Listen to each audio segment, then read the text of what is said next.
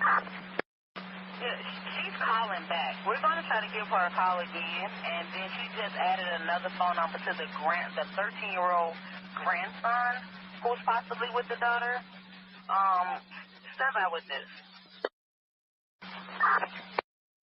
2412. Veteran crisis hotline's calling in, so they have a female veteran off her medication. She's at work to safe haven. Attacking 12, take check that one out. 6 1 bullet, 2 1 start taking shots.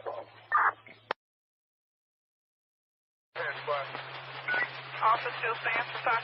No.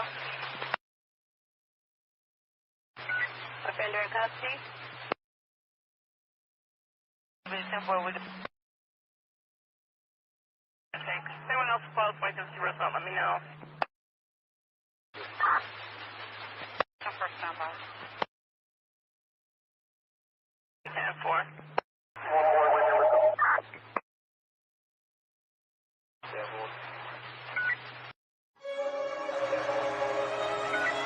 Is your victim at the hospital? Someone shot there. He doesn't take pictures of the, is it domestic related?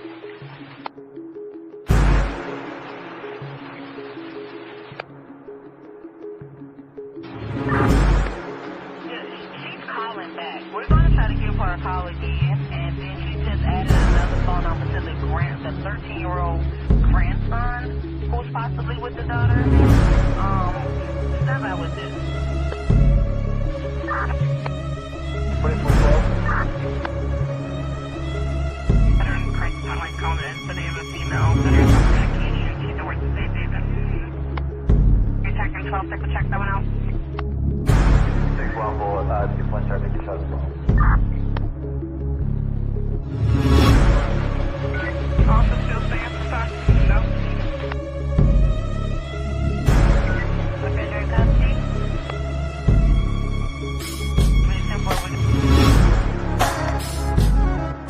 Anyone else close, wait to the rest of let me know.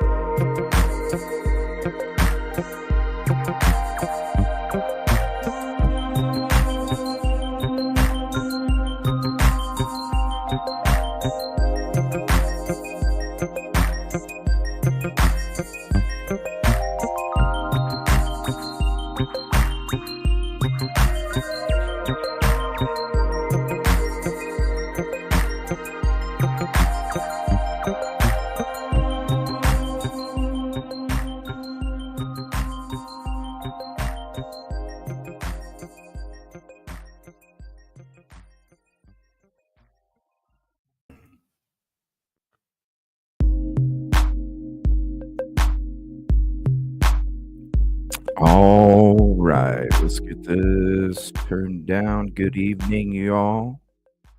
Thank you all for joining. Appreciate it. You know, over here, when we're talking about these victims, these families, and these communities, we're just discussing facts about the case, doing real work, real footage, real investigating, and there's never really talk about another content creator. That's how you know these shows are real, baby. Look at that $250,000 reward. Have you seen me, Sebastian Rogers? And just like we always do, tonight, we're also not going to be making it about other content creators. We're actually going to be getting into real information when we're associating our content when it comes to these victims, families, and communities. It's very important because if you truly want to help, if you truly are about helping, let's think about it. And then these people even want to take screenshots of you saw it on the intro, the CJ on Court TV, right? You saw that, CJ on Court TV. Let's update our thumbnail with a screenshot of CJ. Oops, you forgot the Court TV part. Oh, that's right, because you don't know nothing about no Court TV, do you? No, we don't, because you don't see them on Court TV, do you? No. We're the ones that talk to the national media. What's up, April Bell? And thank you for putting that up there, Sebastian Wayne Drake Rogers. What's up, everybody? We're going to be getting into the 155 Enoch footage tonight. What we're going to be doing, kind of like we did in the beginning, after he went missing, we started to dig into the neighborhood of Stafford, which you see right behind us. We wanted to not only capture it right in the beginning, and we weren't going on people's yards. We weren't, and you can see from the footage, we're not going on people's yards. We're not interested in the 360 of the properties. That's not what it's about. It's about focusing on the outside and what would have caught something if something would have caught something, and it's very important. Just like as you can see on the Google images, it shows you the cameras around that neighborhood. Some of them are in different directions than what they truly were when it came to Sebastian went missing. That's also very important too. So keep that in mind when you're looking at Google. You're looking at older images that didn't even exist really when some of these crimes take place. That's why it's so important to make sure that you can capture moments in time and then go back to them in a later date to even review even more. It was kind of interesting, when I took the footage back then. Enoch wasn't even on anybody's radars, really. It wasn't on anybody's radars. Uh, and that's another thing about, uh, the footage and documentation and capturing moments in time is now what we're doing tonight is we're going to be going back to April. We're going to be looking through and seeing, okay, around that time period, let's see what would have caught what. We're going to be checking that out tonight. So we're going to be going up down Hutch and we're going to be going through Enoch tonight. Now, I don't know if we'll be able to get all through it tonight. I started the show at 7 tonight. I plan on being on quite a bit tonight, maybe 4 hours. I think we should be able to get through it, but I can't promise anything because you just don't know. But we're going to do that. But that's why it's important. Just like the neighborhood back then, which kind of led to this, where we got this footage because I had already went there middle of March, got some footage. Right after Riley Strain, helping Riley Strain's family. Went up there, got some footage right away, came back, started to go through it a little bit, set up some plans, get some teams together, organize some things. Because if you guys remember, we had quite a few people out there in the very beginning too, until things started getting crazy, and then some of the people, it just wasn't safe for them. But back then, that's when I figured out, okay, this is where I would need to go in order. This is where he would have been seen, because in the very beginning, up until May, I was searching like he walked out of the house, because that's the only thing that we had been told. And after May, after I started to feel something different, that's when it was like, okay, I'm looking at it a little differently now because time and the searches and all the stuff that we had done. And when I got this footage, that's when I was going back to the area. Okay, I'm going to focus on these searches that I wanted to do because we were going everywhere. We were on the water. We were in the woods. We were everywhere.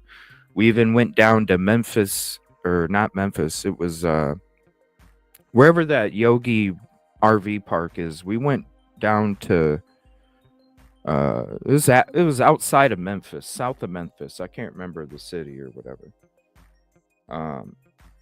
Went all the way down there. We did that in late March, very, very early April, late March, I believe. Horn Lake, Mississippi. That's right. We went down there, did some searching. We had done a lot between the time that I went back up there at this date to kind of get into that. Okay, this is what we were going to a lot of places that a lot of people were sending. Hey, CJ, can you and your team check out this? Can you check out this? Can you check out this? Can you check out this? Can we, and we were just, we were even splitting up at sometimes, just trying to cover as much ground as we could. It was intense. And then after I came back, I came here. This was when I went through this area again, trying to figure out, okay, who do I need to ask for permission to go search the woods northwest of the home. Then I went up to Enoch. Well, I should say Hutch. I went up to Hutch. I went around Enoch. I went around some of those other roads on the other side of the town. Any of the roads that basically surrounded those woods around Hutch and Enoch. I was trying to find any access that I could. And I wasn't able to find any that was not, that you needed permission. You basically needed permission in any of these access points. So it was more of doing a sweep and then also gathering information so that way when I went the next day, I was already, because if anybody knows me in the background, it's a lot of outlines. There's a lot of lists. There's a lot of organization and planning, and days ahead, and so when it came to this, it was like, okay, let's get this done. I'm gonna have, got it all written down on a piece of paper in order. That way, most effective when it comes to time usage as well. Go right on down the list. All right, let me see where my access points can come from after I'm done with all of the information that I was putting together. This was when things kind of went even at another level, because then who had left a message on there. It became a huge topic that night. It was on other people's live panels discussing it.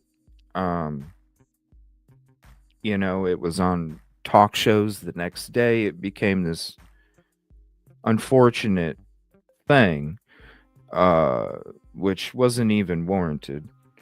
And then you still see people like, currently even discussing things about it and stuff like this. And it's just like, come on, people. You know what I mean? Like,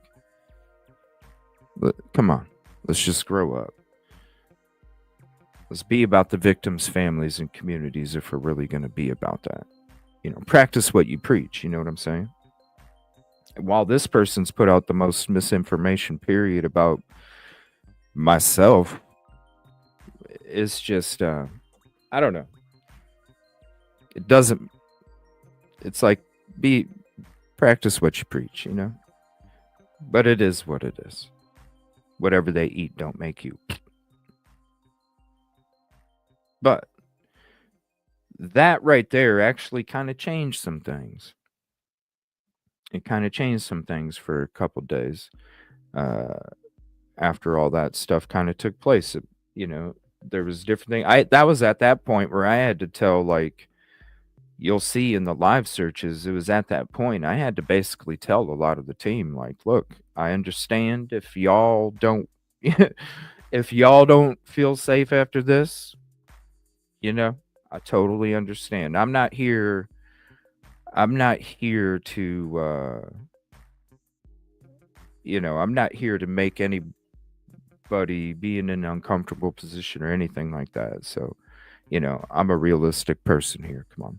I don't want anybody that's not going to feel comfortable, because listen, you got to be in a certain zone when you're out there to be able to be effective. Otherwise, no, Mr. and Mrs. E said a few days ago, actually, I believe, that everything was looking thumbs up. So they couldn't really, share, but yeah, I think it was a couple days ago. They were letting people know that it was a thumbs up right now.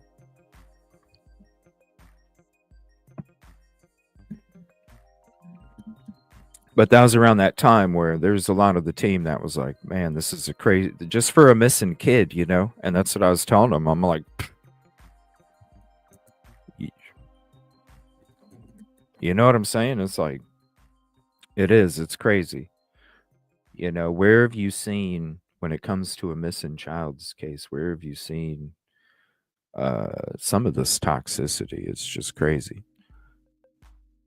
when it comes to a missing child. And the people that are willing to do like personal gain efforts in using that. You even see it today. There was somebody else that put out there was somebody else that even put out a photo. Is this Sebastian Rogers? And it's like, this is what gets so frustrating, And I'm sure it does for At Night as well, and any of the other agencies, TBI, FBI, any of these other agencies. I'm sure it just gets so overwhelming when people are like literally purposely like, what's the word? They're like purposely darkening the photos so that the image blurs more, So then when the image blurs more, then it's like, oh my gosh, could it be? And it's just getting really disgusting. It really is. It really is. Because, the loved ones, the loved ones every time. Every time.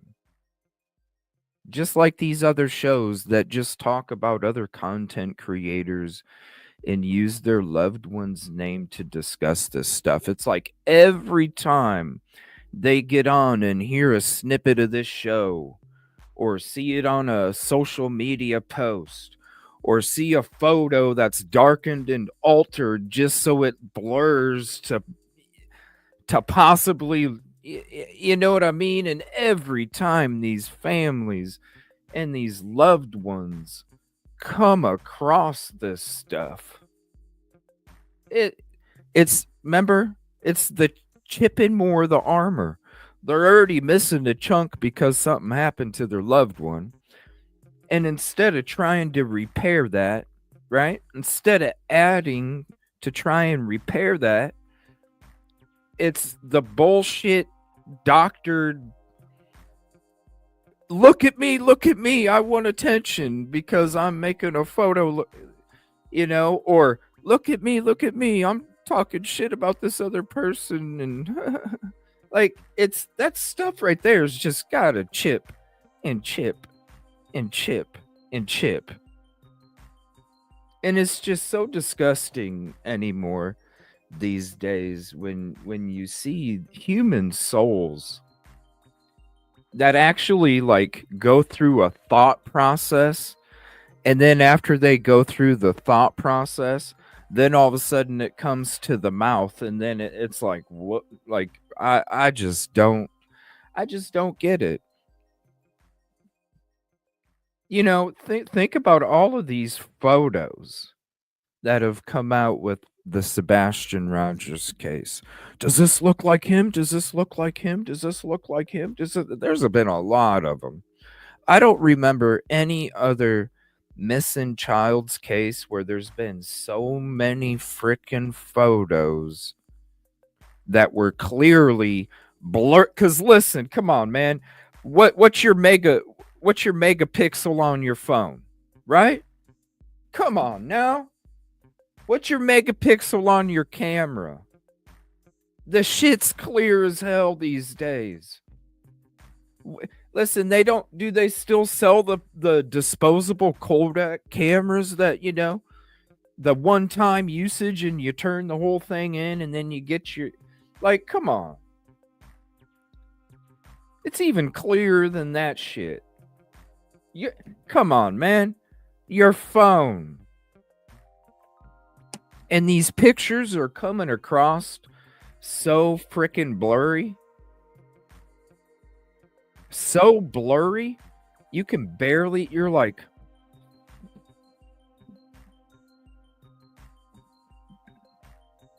just to have people look at the post or look at the content and go, oh.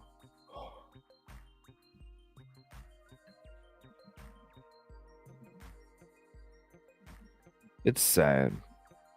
And every time a family member comes across all of that, it's just chip, chip, chip, and that hole gets more and more and more and more and more and more and more.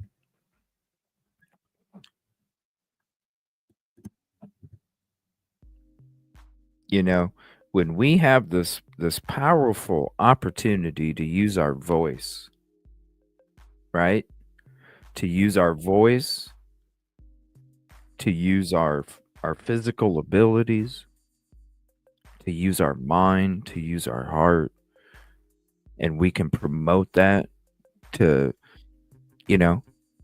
like, where else can I stand and talk to all these people at the same time? That's important. Where else can people hang out? And there's all these people that, like, it's very important.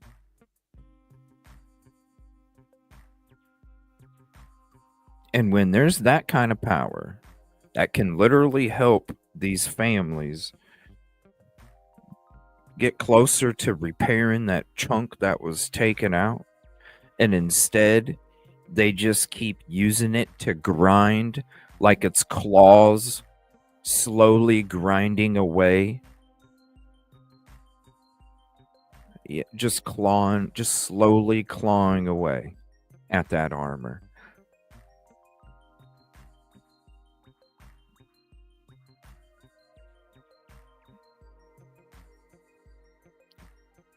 It's just stuff that I've seen over the last day and a half or so, social media here and there, and it's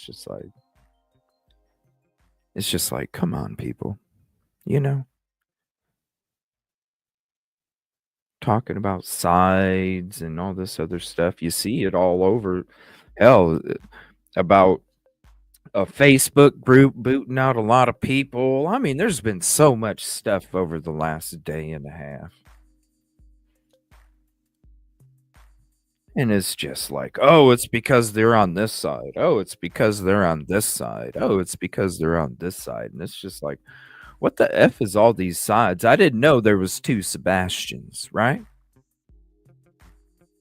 I didn't know there was two Sebastians. I thought there was one. Sebastian Wayne Drake Rogers. So where's there two sides? You know what I'm saying? Isn't it about Sebastian? Isn't it about the truth? Isn't it about finding justice and finding him and doing whatever we can to try and help people and to do anything in our power, whether it's our voice, bringing awareness, digging through facts, going out there and helping physically with searches and protests and investigating and going in places that people ain't going. Shit, we went in the most dangerous county. JLR did a video on it. We went out in the most dangerous effing county. I was there 10 times. 10 times I was out there. Even had a group surrounding me, comparing ammo with the dude. What kind of ammo? Well, this is what I got. I don't give a F what you got, bro. It's who pulls it quicker. I don't give a shit. I knew what county I was in.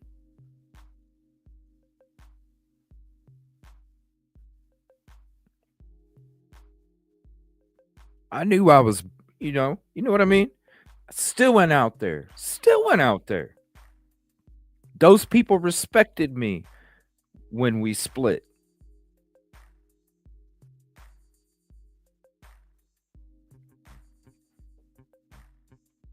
Even went out there in the deep slough.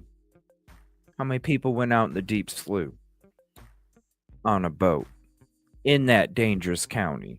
Please.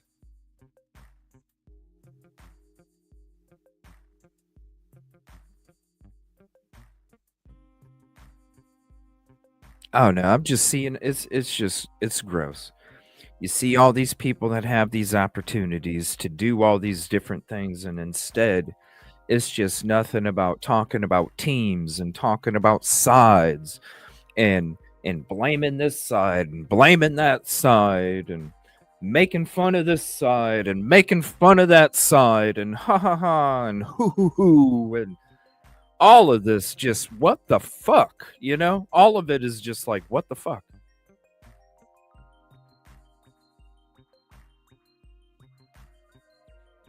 All of it. Facebook, YouTube, Twitter, X, all of it. You guys have seen it. You know what I'm talking about. I know I'm not saying anything that nobody doesn't know, because you see it it's been happening on all platforms the last day and a half.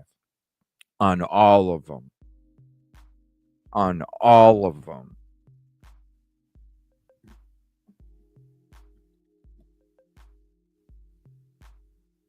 It's wasted potential is what it is. You know what I'm saying?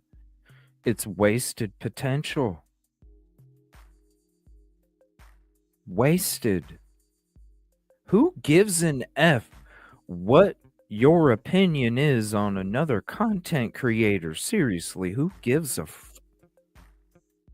you know who does care about your time? Content creators that just want to talk about other content creators. You know who cares about your time?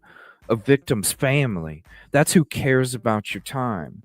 And when you're using your effing time to sit there and talk crap about other effing people, when you could literally sit there and ask a billion different people their opinion, and you can probably get all sorts of different ones. So effing what? So effing what? Wow! Congratulations, that's hard work. You know what is hard work? Putting everything that you hold as your own personal gain aside.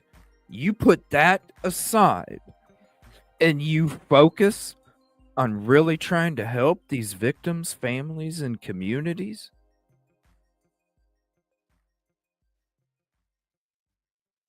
That's what means something. Because you know what?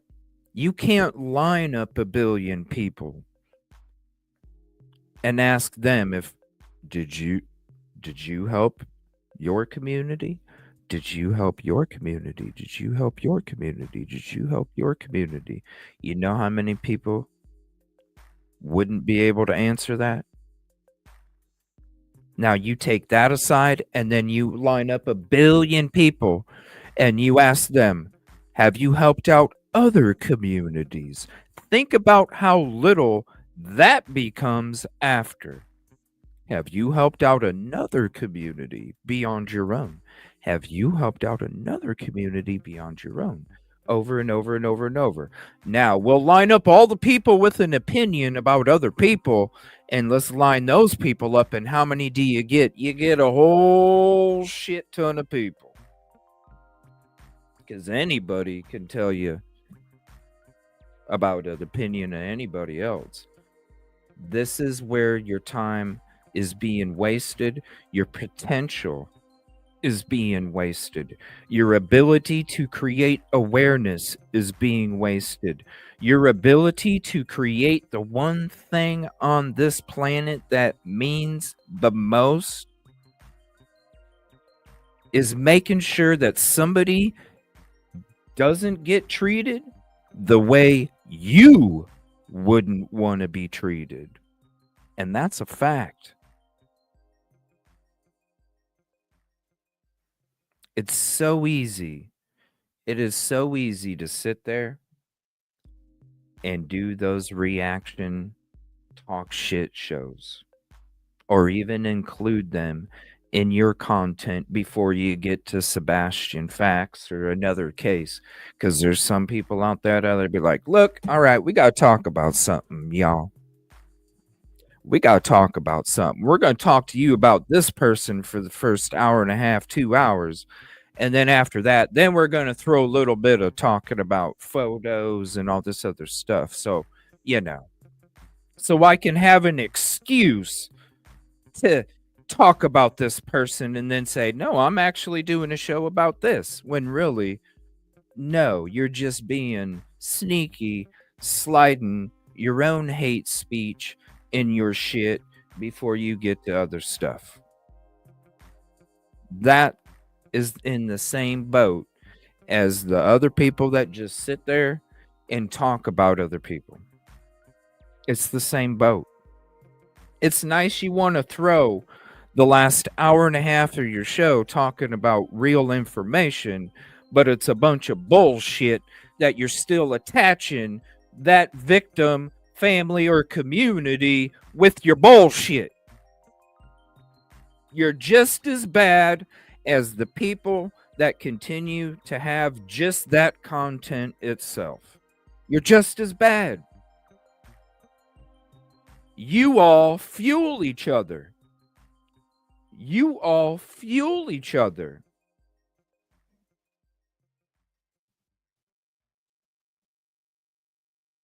And I see all this stuff on top of it the last day and a half, and I'm just like,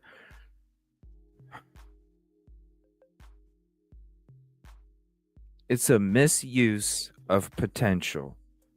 It's a misuse of opportunity because guess what? The second that just passed, we'll never get it back.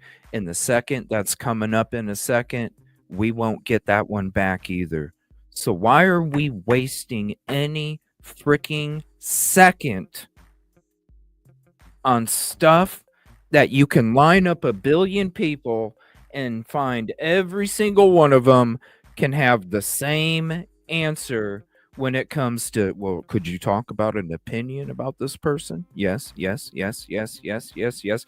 When it comes to helping communities and when it comes to helping other communities, when it comes to searching and protest and all these different things, how many people can line up and answer that question? Yes. This is why I go so hard. This is why I do nothing but work as soon as I get up and go to bed. It has consumed my life for multiple years now. And you know what? I enjoy it. I enjoy helping fucking people. I enjoy helping families. I enjoy doing the things that people might be afraid to do. I enjoy doing the things that people might be scared to do. I enjoy doing the things that people are like, damn, I never thought. Listen, there's a reason that I'm here. There's a reason that when I do go to these places, you guys see what I'm doing. You guys see what I break down. You guys see what I bring to the table. And other people do too. These communities do too.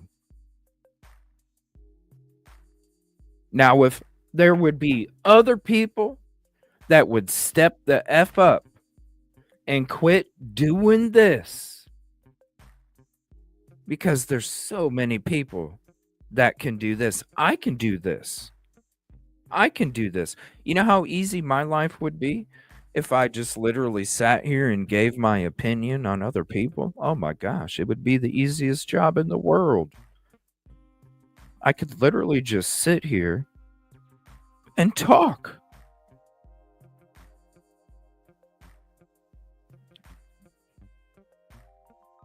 It's one thing if y'all want to be Sally, Jesse, Raphael.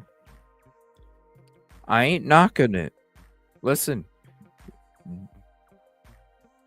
do the talk shows because there's a niche for everybody.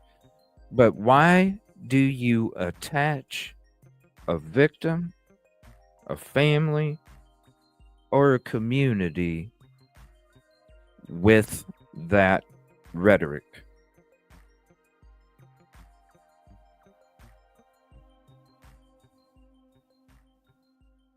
And these people claim we're doing work.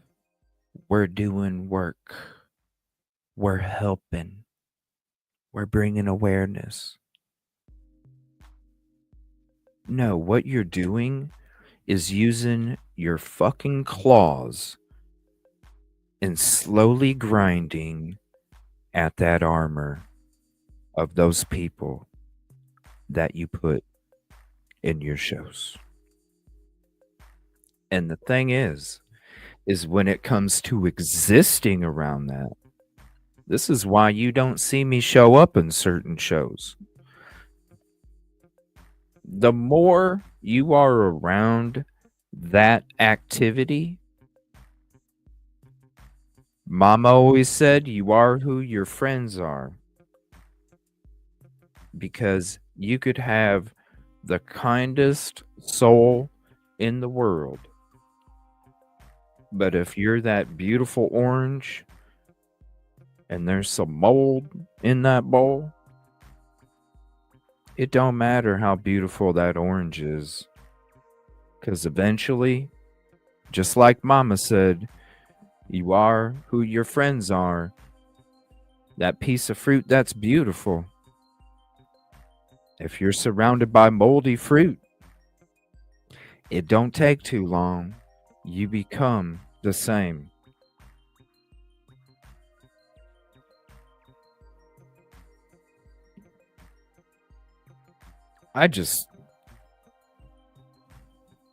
Yes, you are the company you keep. You could have the kindest soul.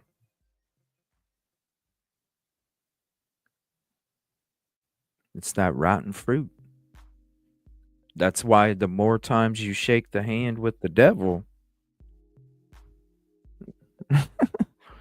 keep doing it. You already know what's going to happen.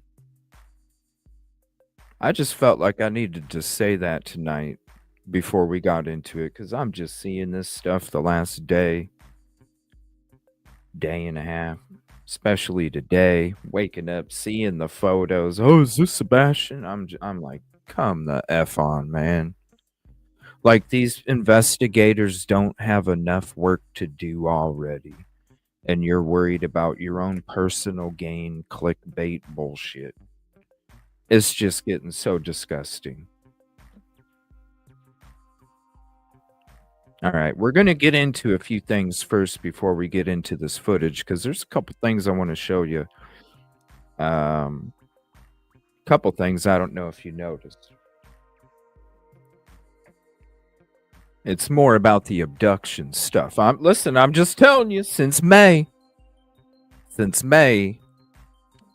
abduction. I mean, I know we don't even know what direction he left the house. There could be so many things that it could be, but I'm just telling you, the more and more every single day I wake up, especially lately, it just gets stronger and stronger and stronger when it comes to this this abduction.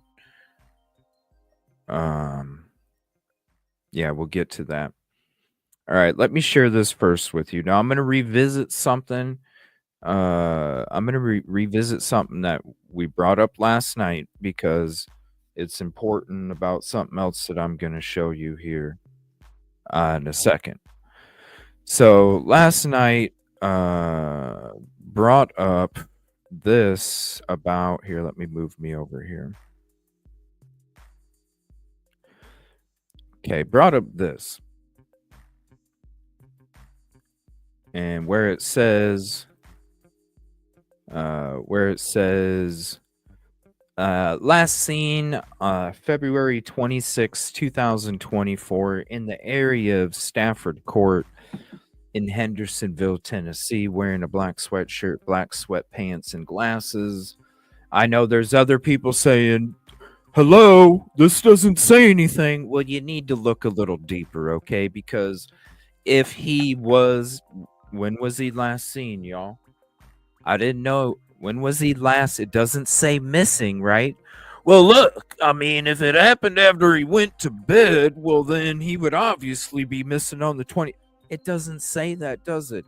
It says last seen, doesn't it? Right? So again, we have to ask the question, last seen. Well, I thought he was last seen way before midnight on February 25th, 2024, and wasn't seen in the area. Not that he wasn't, remember, he was last seen in his house walking to his room. Was last seen walking to his room inside of his house wearing a black sweatshirt, black sweatpants, and glasses, no shoes. So it would say that, right? It would say, what's up, Michael? Thank you. It would say Sebastian was last seen on February 25th, 2024 in his house in Hendersonville, Tennessee, wearing a black sweatshirt, black sweatpants, and glasses. That's what it would have said. It doesn't say that. It says Sebastian was last seen on February 26th. That means 12 midnight or after. Was last seen February 26th in the area of Stafford Court. Why would you say in the area when he was last seen in his house? Not in the area of Stafford Court, in his house. So then Mr. Nick Barris had a little something, and I want to share this with you guys.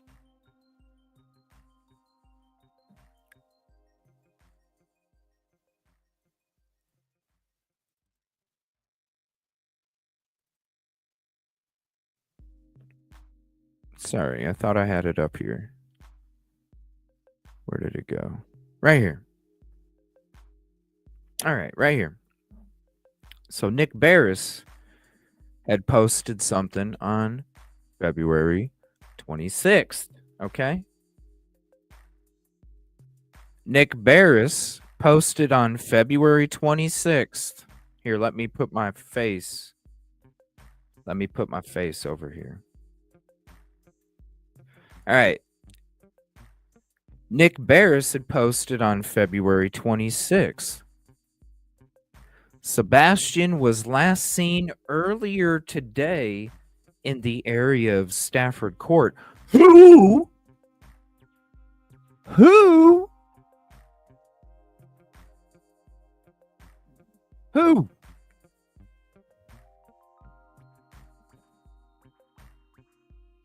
Who?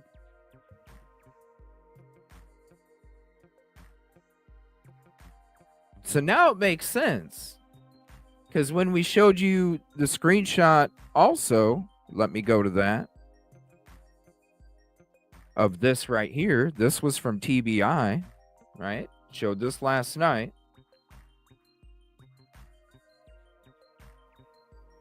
This was from TBI. Can you tell me if he was last seen February 25th, 26th?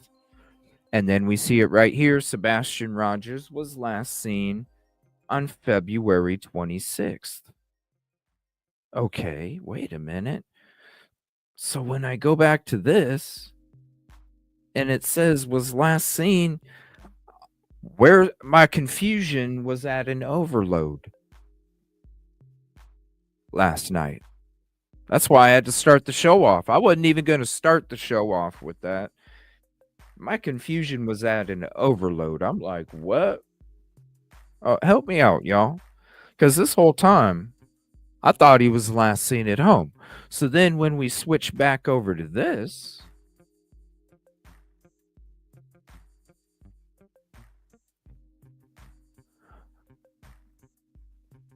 oh, okay.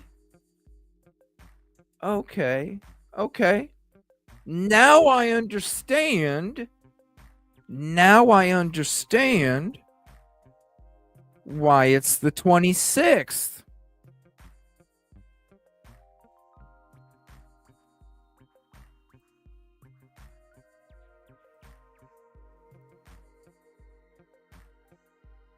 February 26th, right there. February 26th. Sebastian was last seen earlier today in the area of Stafford Court. Right, just the area. Just like what this says. Just like what this says. Sebastian was last seen in the area. Now it makes sense.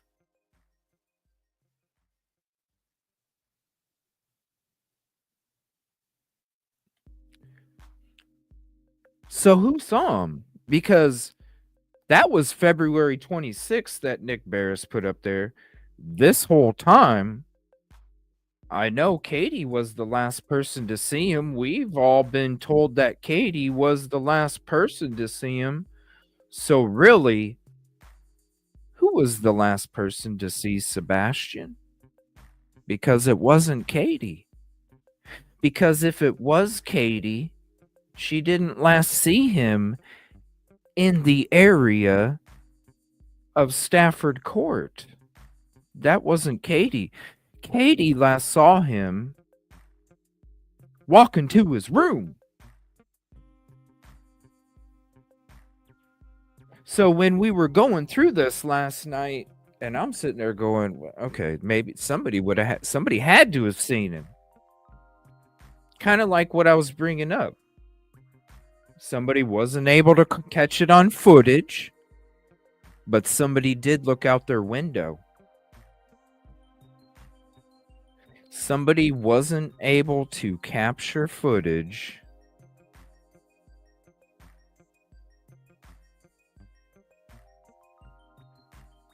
but was able to look out the window.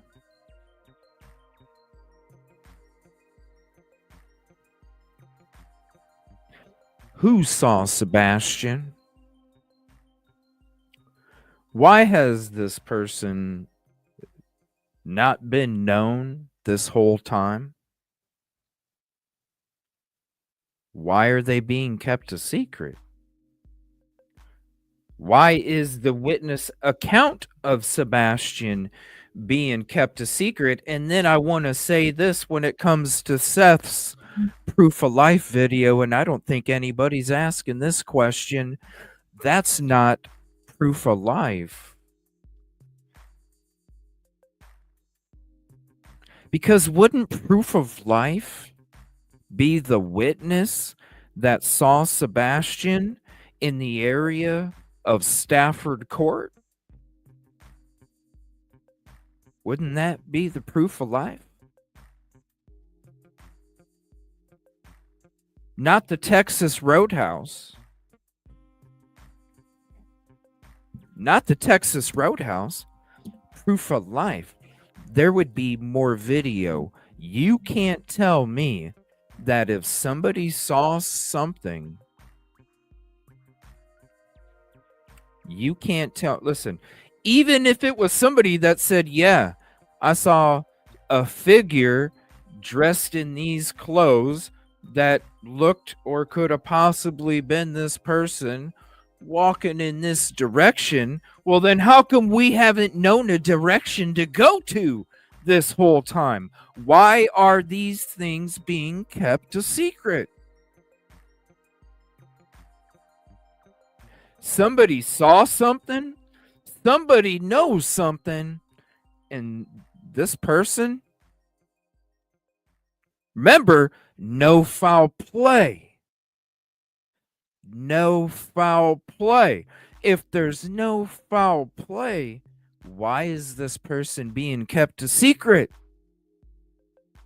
None of it makes sense. The reason it's a secret, the last account of Sebastian,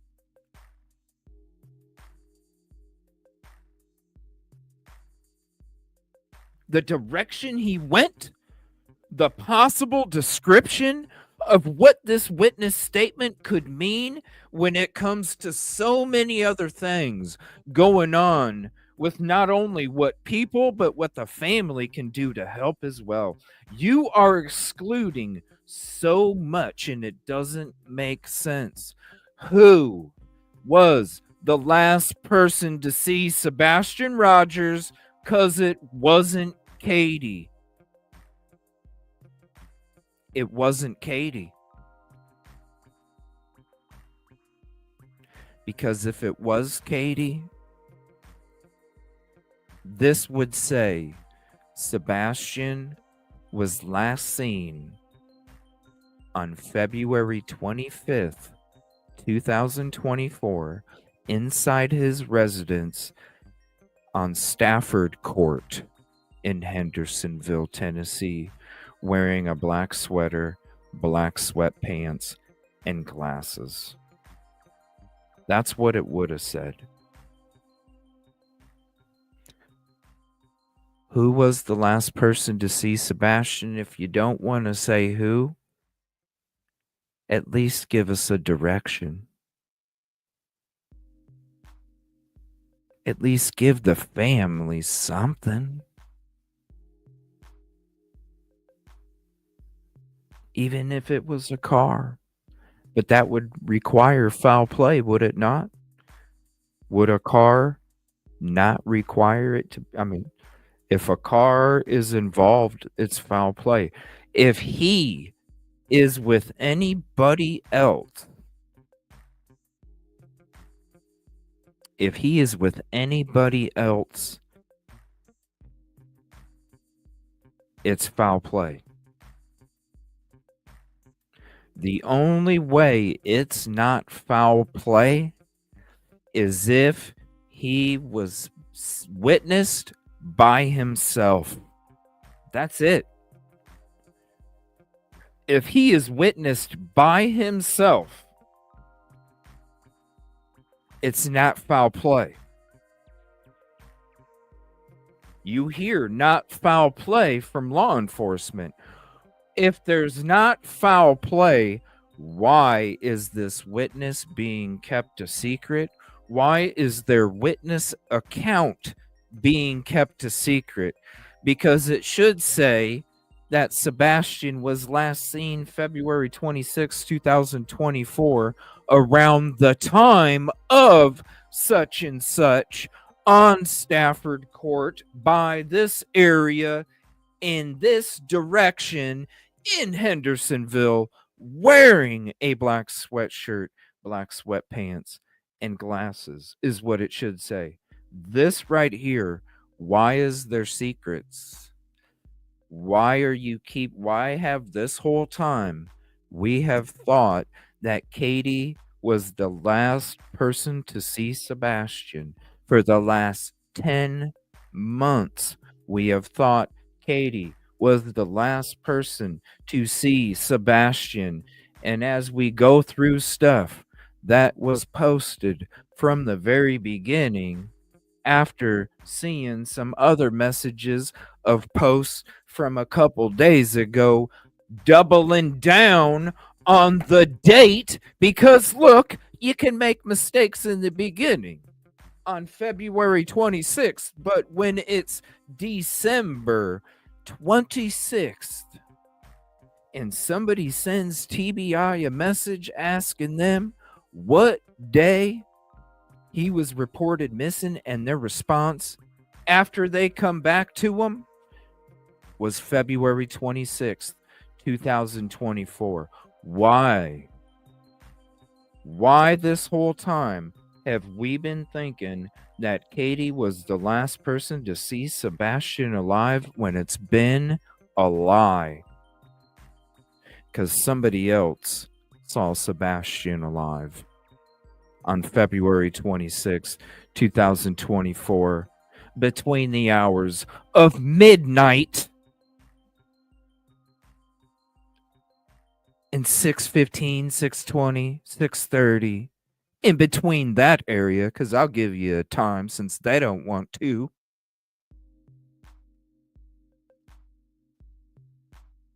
In the area of Stafford Court, wearing what his mother said he was wearing when he went to bed the night before, when she last witnessed seeing him.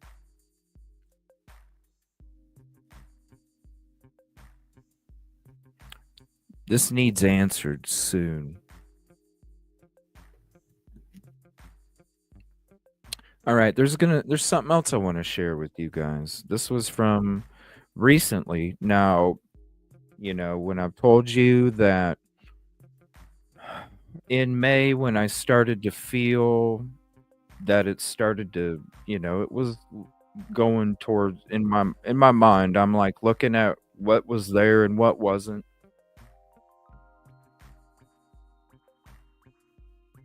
And I'm starting to feel that abduction. I'm starting to think of the networks and all of this stuff, and I'm like, man, I don't know. Like I said, on that drive back, I'm like, man,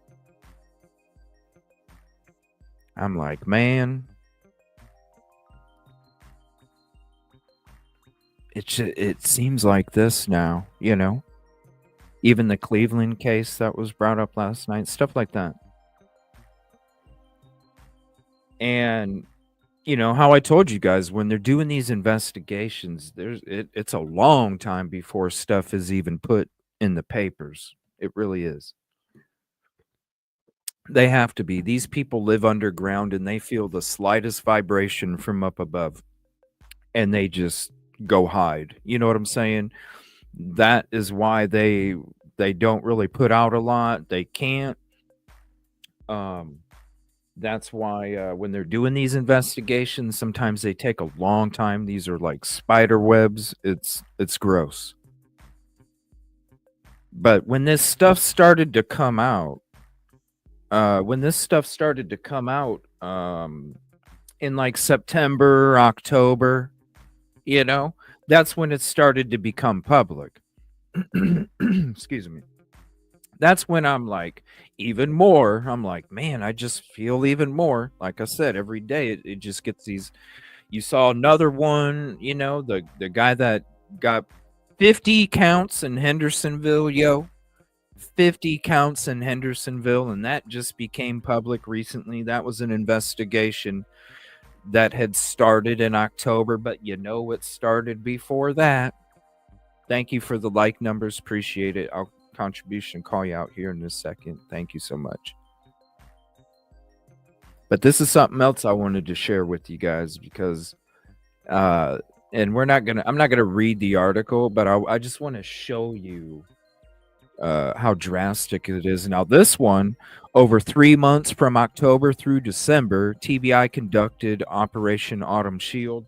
This is a certain one. Trust me, these are all connected. Okay, 10 arrested, 19 victims identified in large-scale operation targeting child exploitation from Nashville.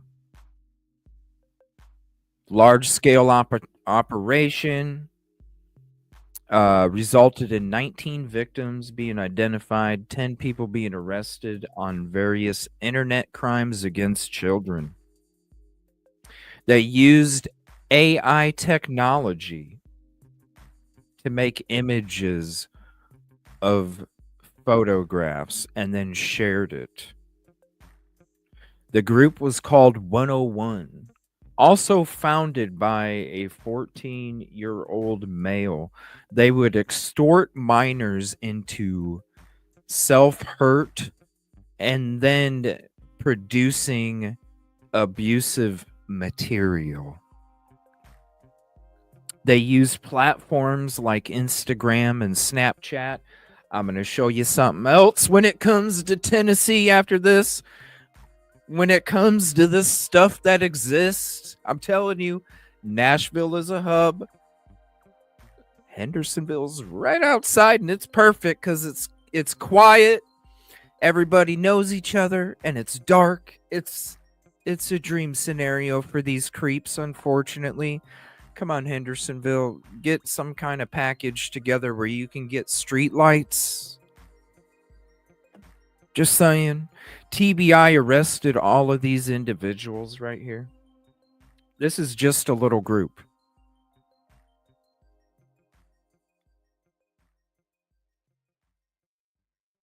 The victims were between 12 and 17. More investigation continues after they seized electronic devices. So this stuff exists. And when it comes to this stuff, here's something else as well when it comes to Tennessee. That it's needed, it's necessary. Covering the Capitol, starting next week, a new law goes into effect requiring all Tennessee children under the age of 18 to obtain parent permission before creating a social. At least something's happening. At least something's happening. Social media account.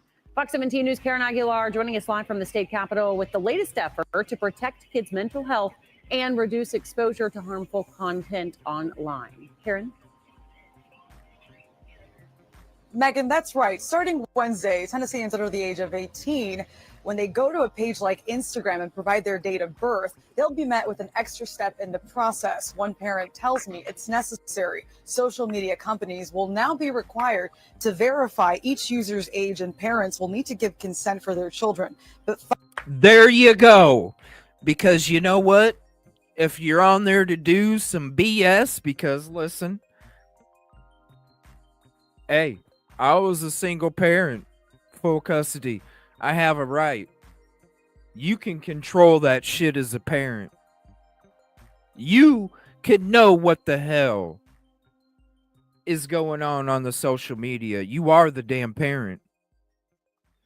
And about time. About time. Because there should be more laws like this, honestly. Because you know what? If you're not going to do your job as listen, it's not, I'm not saying it's all parents. Because listen, we know. But at the same time, there's a lot of parents out there that ain't doing what they supposed to do. And that's why some of these children end up in these freaking spots in the first place. I'm glad Tennessee's doing this. Process. One parent tells me it's necessary. Social media companies will now be required to verify each user's age, and parents will need to give consent for their children. Both sides, the media companies and the parents, because you know what? It takes two. Parents can't do it on themselves. These media companies, they could. But, you know, you got kickbacks and shit when it comes to elected officials. Hey, it is what it is. I'm glad that they're both going to be held accountable. I'm glad. But 5 days until this law goes into effect, and it's still unclear how each social media company plans to comply with the new law. We reached out to Facebook, Instagram, and TikTok, but no response yet.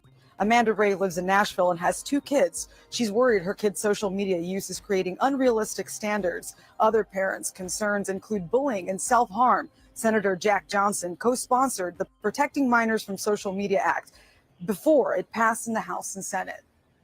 It was important for parents to have the tools necessary to protect their kids from some of the very, very bad things that they can encounter on social media. I agree with the bill in premise, but I didn't think it went far enough in reality in order to truly protect the kids. Listen, that when you got to make a parent get on and verify, you see what they're doing. I mean, you see what they're doing when it comes to these school events. If you know what I'm saying, I got to be careful because of what they already did to me before a week or 2 ago. I got to be careful. You see what they're doing with the parents of these school events. It's like, look, if you're going to sit there and enable this shit, then listen.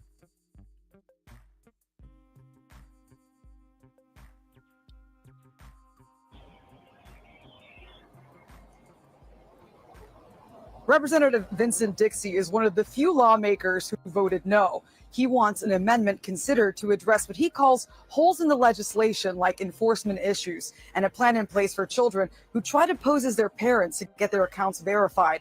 He wants to make sure the social media companies comply. You know what you do? You put your parents' phone number in there. Put your parents' phone. I mean, there's ways to do it. You can sit here and create all these cool tabs and all this other stuff. I think you can already figure out how to set up some kind of, I mean, hello, everybody does the second authentication stuff. It's the same way. There's a way you can do it. There's a way. And fulfill their legal requirement. Senator Johnson says if social medias don't comply with the law, they could face legal action by the Tennessee's Attorney General. They should do it anyway because this is our frickin' kids, and they already know that these social media apps contribute to the abuse that takes place in the country from these sickos. Listen, if it wasn't for these damn apps, a lot of this stuff wouldn't, it'd still happen. Hello, milk carton from the 80s. It would still happen, but hello, if we didn't have these freaking apps, they're nice. It can connect you to a lot of people. At the same time, these creeps, every new day that the technology gets better, the creeps have another door that they can go in, unfortunately. These companies know that. How many child crimes involve a freaking phone app? when it comes to abductions, assaults outside of the home? Phone app. They can do better too. And unfortunately, the kickbacks, that's another topic for another night when it comes to that. This was also a new video from earlier today about Sebastian 10-month.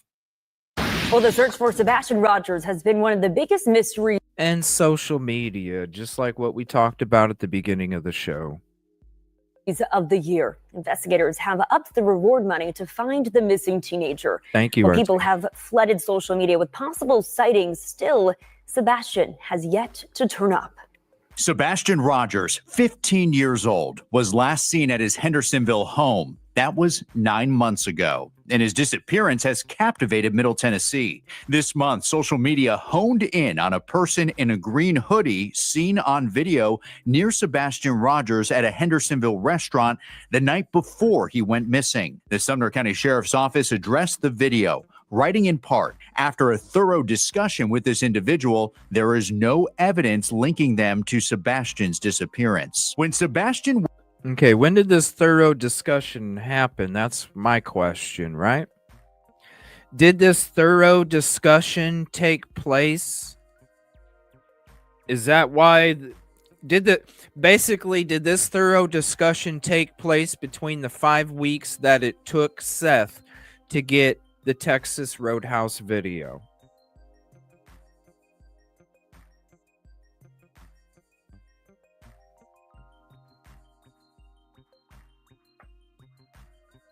Is that when the discussion took place? Or did this discussion take place recently? Why did they show the Cracker Barrel sign? I don't know. But that's my question. Okay, a thorough discussion happened. Was it during the 5 weeks that it took Seth to get the Texas Roadhouse video? Because that's the only reason it would have been held back for 5 weeks. Why it would have taken 5 weeks? That's another thing. Sebastian Rogers at a Hendersonville restaurant the night before he went missing. The Sumner County Sheriff's Office addressed the video, writing in Did you like that, Busby? I showed it again for you. part. After a thorough discussion with this individual, there is no evidence linking them to Sebastian's disappearance. When Sebastian went missing February 26 from his Hendersonville home, several agencies spent more than a week searching, including this Kentucky landfill, but no sign of Sebastian. We are still committed to finding Sebastian and bringing him home safe. We have no leads, no details to indicate that Sebastian is not alive. In September, Dog the Bounty Hunter joined the search for Sebastian, adding star power and a global audience to the search. Now that we have Dog's team, he has a whole team of attorneys, lawyers, private investigators. In November, a possible lead. Someone reported seeing a boy that looks like Sebastian at a Goodlettsville motel. We understand you reported seeing a boy. There is so many possible freaking leads, and they picked this one. You know, it's a bucket, and like, there's so many of them. It's like, oh yeah, there was this one. That's right. Matching Sebastian's description at the Motel 6 in Goodlettsville. The Sumner County Sheriff's Office determined that sighting was in fact not Sebastian. Unfortunately, it wasn't Sebastian, but with that kind of movement and that kind of force, we're going to find Sebastian. This month, Sebastian would have turned 16. His biological father, Seth, says law enforcement has given him renewed hope that his son may one day be found. I thank the public for the support that they're giving me, and they continue to. Keep your eyes open. You could be the next person that might see him. Mark Kelly, News 2. Why aren't we hearing that from the mom?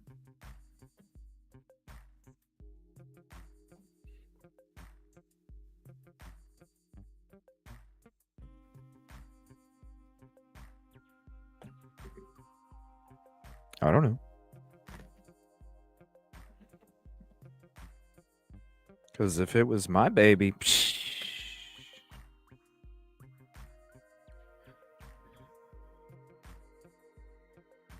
shoot, be a different story.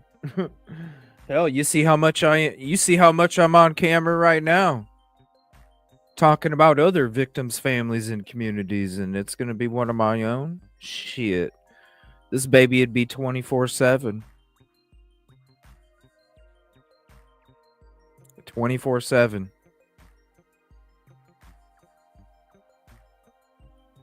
Trying to bring whatever awareness. When I'm taking a break, just a slideshow of pictures to try and help. 24/7. 24/7. Repeated interviews, if I had any, or if I came on to do a live, it didn't matter. You'd constantly be seeing photos, information, updates. I don't care. The last thing I would do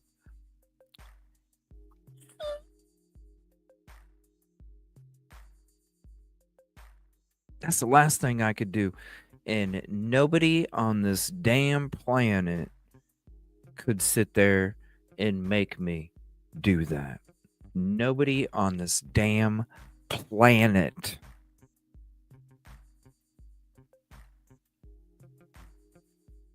Nobody.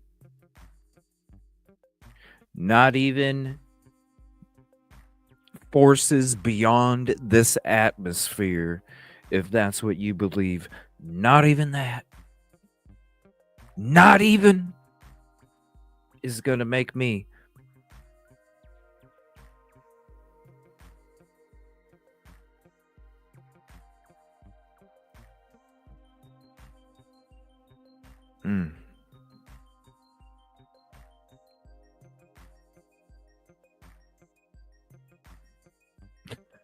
Like I just said, it could be forces beyond this atmosphere.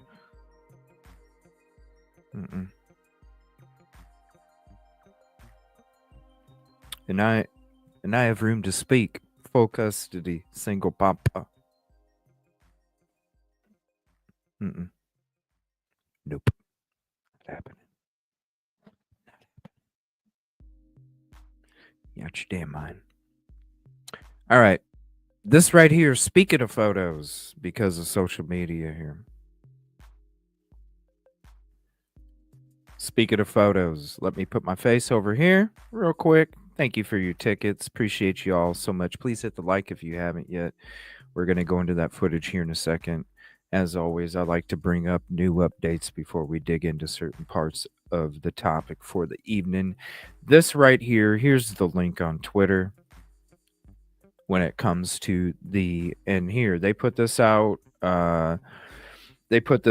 earlier today, and then right after that, all of a sudden there's a new post 45 minutes after this drops this morning. Hey, does this picture look like Sebastian? It's like, and you can see it. Listen, like I said, our phones take way better photos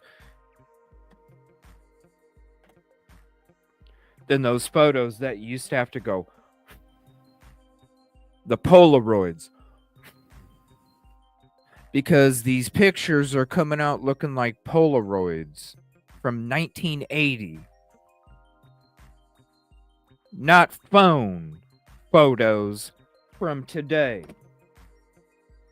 Just so they can look kind of like Sebastian. So then I can get that attention. It's so gross. It was so crazy. It's like I said, I seen it last night. I seen it all day today on all these different platforms. This is, I'm like, are you serious? Right after I read this, I was like, cool. About time. And then literally 30, 45 minutes later, I seen that. Hey, you think this looks like Sebastian?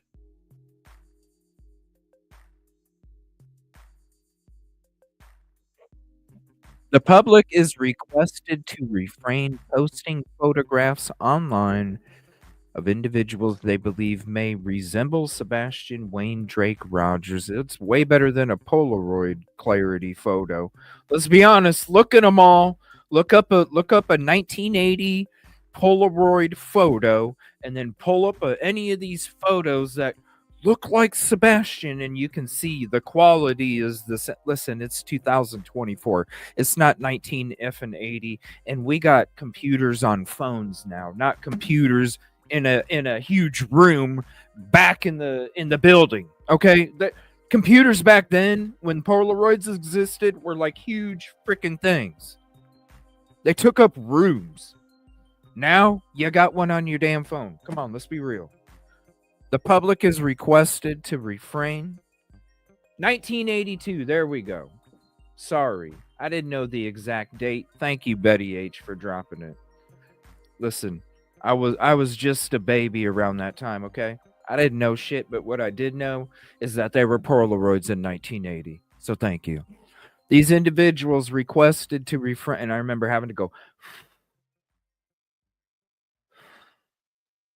And sometimes it didn't work out. Sometimes you could do really cool things, like do this with them and stuff before they developed. They are fun. They're cool artistic cameras. While we commend your vigilance, sharing such images publicly can inadvertently cause harm to innocent children and infringe upon their privacy. Yeah, damn straight. Because you want to sit there and put up a photo, and then the real family sees it and they go, "Oh my gosh, that's Jimmy. Hold on, we got to call in real quick." No, this is us, and we're from here, and this and this, and then they got to worry about Jimmy getting put out there. These effing people, man, deliberately degrading the quality of these photos to make them look similar or somewhat similar, just to have some look at me, look at me, look at me. For that little short period, because listen, the photos don't last long, people. As soon as they drop, as soon as I seen it drop, I was like, oh my God, this is too much. You know already. And then you see all the different things, and it's like, oh my gosh, people are willing to go again, willing to go this route. That little attention right there that person that does that gets is just very minimal. The pictures are already debunked. They're already debunked. So that joy that they get, that importance that they're trying to achieve, when it comes to this social media thing for some people, it's that little spurt. And then all of a sudden, but what is it? It's at the cost of chipping away at the family that's like, oh my gosh, is this bad? No, it's not. Chip. The community that cares, the people that are trying to do really help and do really make a difference. And they're going, oh gosh, is it chip. Come on, man. It's so disgusting how selfish a lot of these actors are out here. Capture a discrete photograph of the individual and share it directly with law enforcement authorities, which you should always do. Hello? Who's going to find out quicker? Law enforcement or community? The community. Oh, how many communities have actually discovered? The law enforcement have. They figured out who it is, where they're from. We don't need to know that shit. We don't, because it's not fair to them either. I don't understand why people just listen. If you're gonna try and if you really do think you're trying to help, because if it's not personal gain and it's not look at me, and it really is truly about trying to help find Sebastian, then what's the problem of sending it to TBI, FBI, local law enforcement, any of those agencies? and just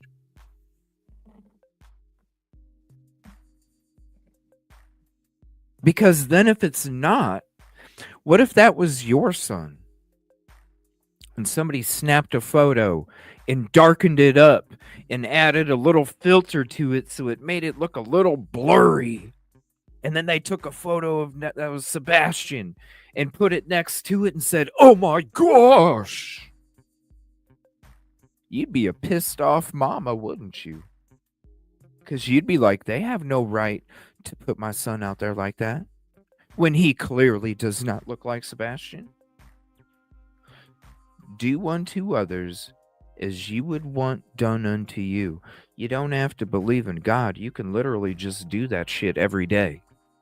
You can literally just say, you know what? I'm going to treat other people like I would want to be treated. It's not really that hard. And you don't have to go anywhere. Document the sighting. Provide a detailed account of the time and location of the sighting. Surveillance camera observation. Identify and note the positions of any nearby surveillance cameras. Just like when we go to any of these cases that we cover, what do I always tell you guys? The first time I go there, I do a surveillance sweep, because that right there is going to tell me what would have caught what and where. And it's always important. And it's always important to make sure you capture where these cameras are located and where they're facing, instead of other photos that might actually change people's perceptions.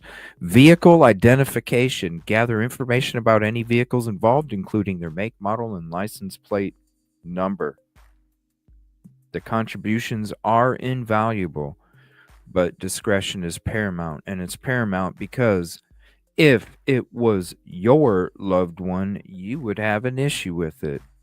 So that's why it's paramount.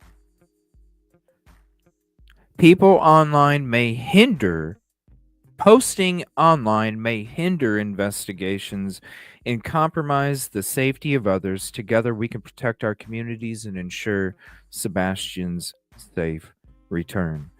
And like I said, I read this and I was like, oh my gosh. And 30, 45 minutes later, I seen the photo that was clearly altered.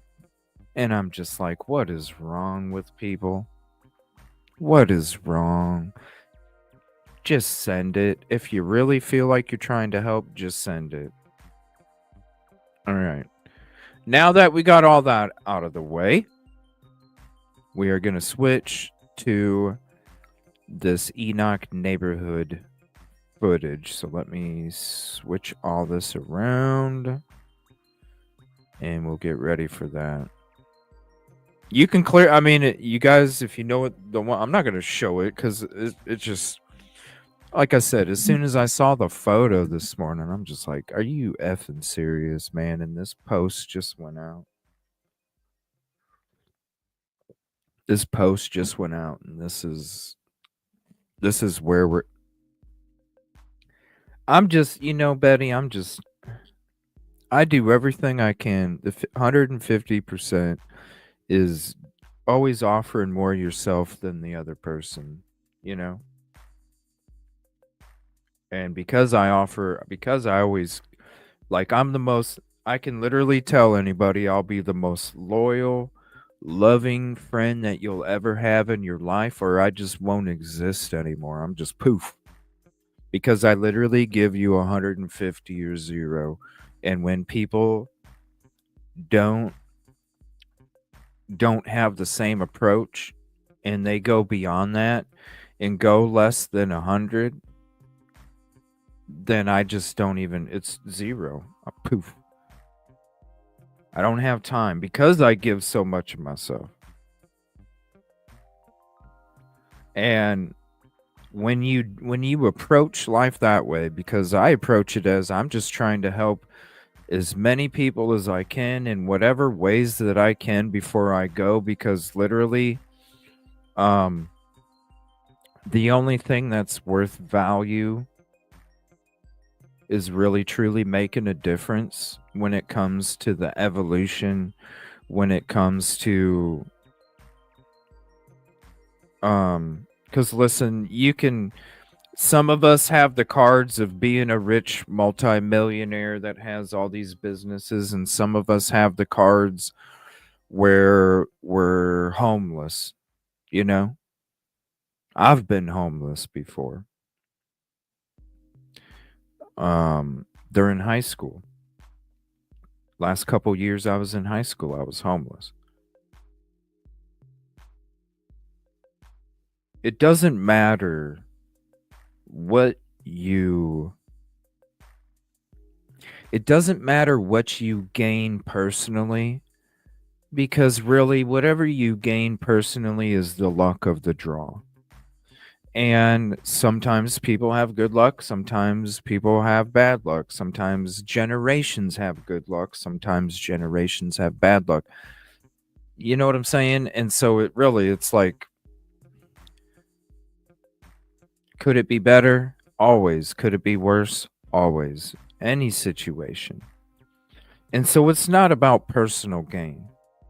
It's about making a difference and trying to help other people and trying to, because listen, we didn't get to where we were at. Think about your ancestors, right? Think about the cave people.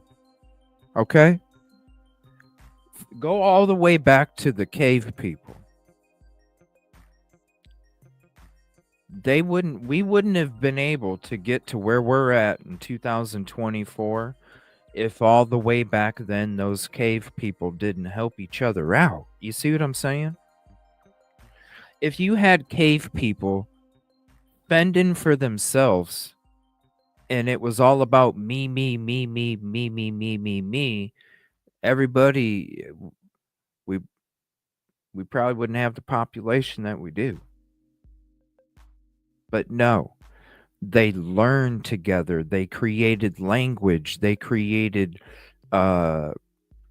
sculptures and all these different things. And it was about community, and it was about helping and working together and trying to evolve and advance. And each generation that came after that wanted to do it better than their previous generation, because they understood that it's not about staying neutral. It's about constantly trying to get better every single day instead of just chillaxing and enjoying it. No, you need to keep working every single day. So when we're at this age where we see these people doing those kind of things,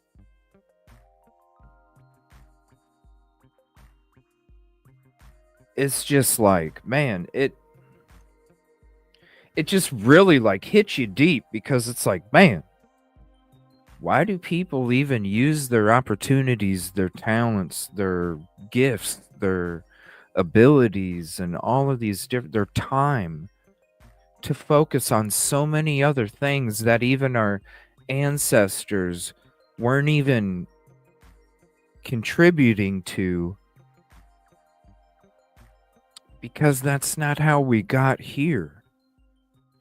And it took all this time to get here.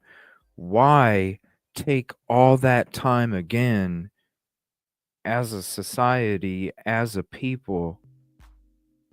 Why have to go through all that again just to get back to where we were at yesterday, or the day before, or the day before that, or before that? Because it seems like it just gets worse every single day. And the me is more and more and more every single day. And the people sitting there talking about how they're helping these victims' families and communities, but they keep spewing out this negativity and this hatred and this diversiveness and this ego that is just filled with consuming personal benefits, when none of it really matters anyway, because it's all of a luck of a draw anyway. That's why you guys will sit here and be like, damn, man, this is like the best show that I'm on, that I watch on YouTube, but yet there's so many other channels out there that have like tons more followers, you know? It's the same thing.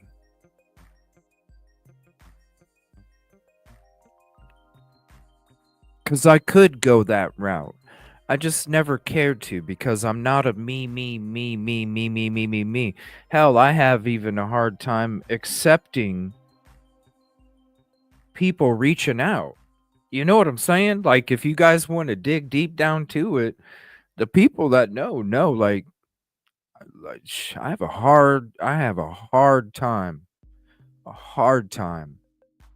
accepting any kind of offer. I really do. Because I'm so against the me. I even go beyond that, and I even don't even take offers sometimes that I probably should. You know what I'm saying? Like, that's how deep it is.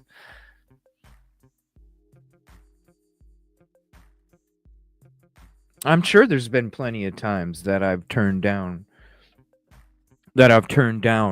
you know, offers because it's just like it just doesn't feel good to it just I don't know, it makes my soul feel weird. Are you serious? Like, why would that make your soul feel I don't know, it just does. I can't help it. And while I'm sitting there in the back of my head like, man, this is a good opportunity or this might, you know, but at the same time it's like, I'm sorry. It just, when you see all this stuff, it's just like, what's tomorrow gonna be? You know what I'm saying? It's horrible. We're gonna go check out this other path. All right, so I'm gonna mute this here, because it's really it's summer, spring. It's actually spring. It's hot. It was a hot day. I actually ran the air conditioner probably halfway through the day and on. Here, let me move this around here.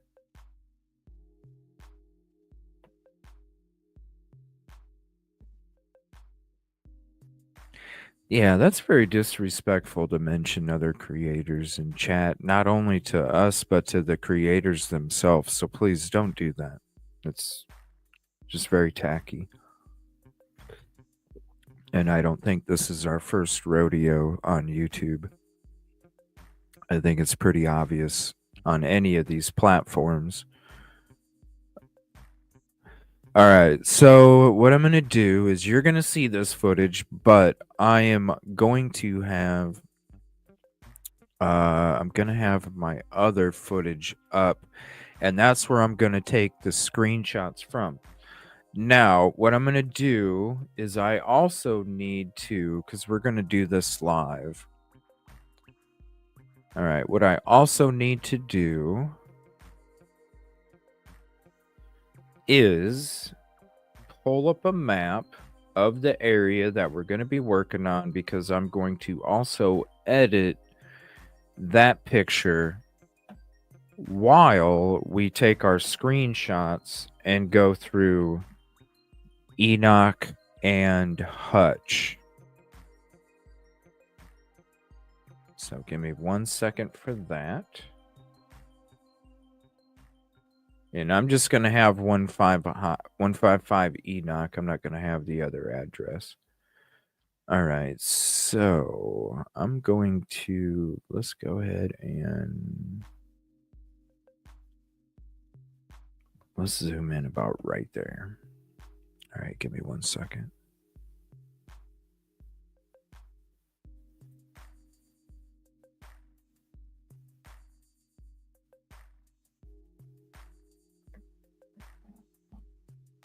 All right, now I want to check something because somebody said you couldn't go down on Street View.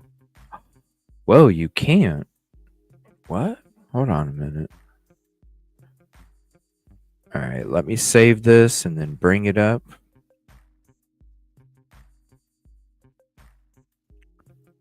And also, here, let me see here. paint. Okay, we'll close that.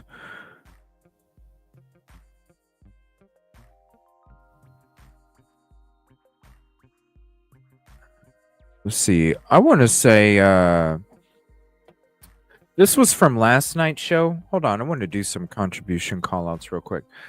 This is from, yeah, it was you, Mac. Thank you. Because I saw, did you leave a comment in a video? Because I think you left a comment on my video. And I was like, oh, I need to try that. Was that you, Mac? I think it was you. I want to say contribution call out. First of all, to Veronica last night during the outro, she gifted a membership to somebody. So if you're in here right now and you were gifted from Veronica last night, please tell her thank you. Also, V Slims, thank you for becoming an, I know you're not a new member. You've been a member. You were one of those that got affected during that week and a half that YouTube did that to me. So I apologize about that. But thank you again for being a member. You've been a member for a really long time too. A couple years now. And so I just want to say thank you so much because you were one of the first ones. So I really appreciate that. I'm sorry that it doesn't get to do the reoccurring and you have to start over because of their stupidity. Mama 5, I also want to say thank you so much for the $3 super sticker as well. And with that being said, I want to play this for you all real quick.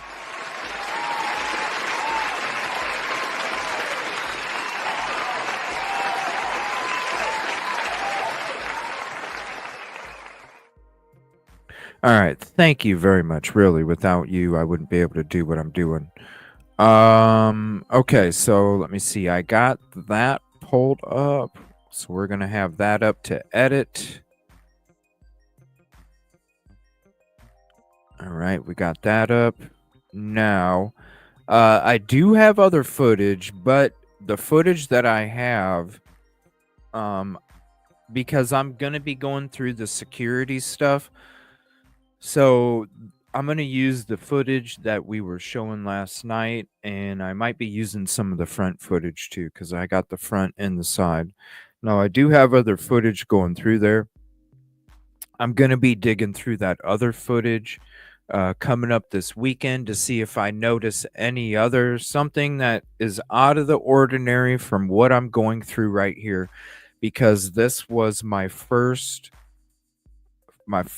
loop around in that neighborhood, and then all of the footage after that, when I went back, after we dig through this footage, then I will really see if something stands out in the other footage that I'm going to go through this weekend on my other trips as I went back up there.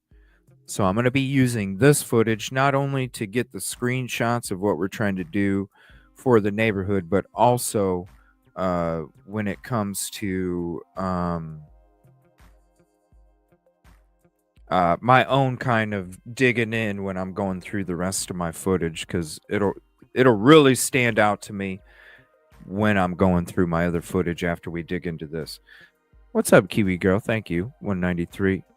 And I appreciate all your likes. Thank you so much for hitting the like button. And thank you all for being here. All right. So let me get to the point. We're going to start off on Enoch first. And then we're going to go through Stafford. Or not Stafford, I'm sorry, Hutch. First, we're going to go down Enoch. Now, when you see, let me pull this photo up too here, 1 second. When you see us going through this neighborhood, okay, you're going to, here, I'll pull it up. When you see us first go into the neighborhood, I'm going to be on Hartsville Pike. I'm basically heading up in this direction. Then I'm going to turn left on Enoch Way. So everything that you're going to see, okay, is going to be this stuff off to the right. So really, you're not going to see much. You're going to see this street right here. We're going to take a look at these two houses on the right. Then I back up into the construction area. You see 159. See it, 159. You see 159 on the mailbox as I back up, and then the next house is 155, and then we're going to be going down the street.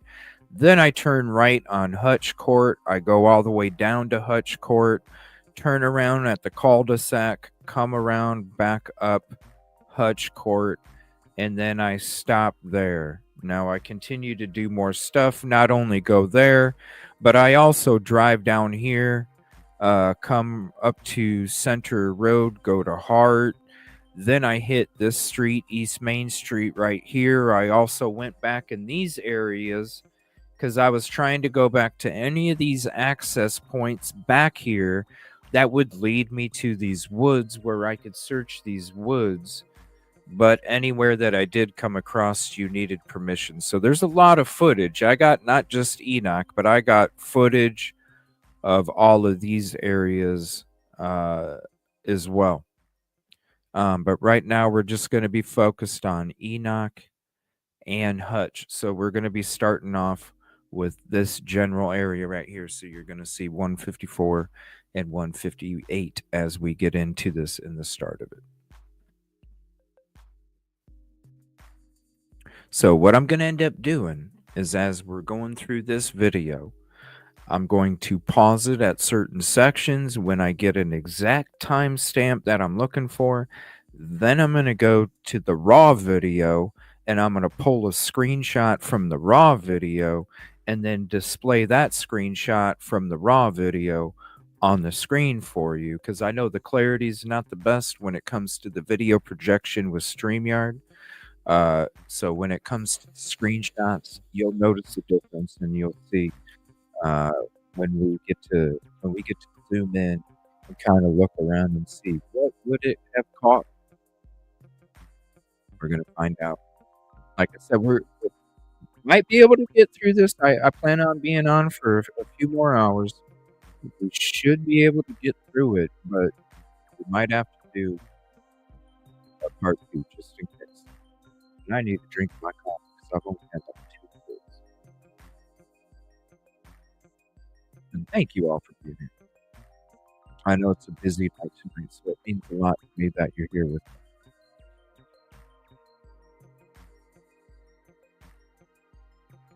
All right, so we should be turning to the left here soon. Like I said, we're on Hartsville Pike. We're going to turn left onto Enoch. Then you're going to see a lot of the field. You're going to see the road. Then we're going to start looking up there. So let me pull up the raw version here. Okay, we're turning on Enoch.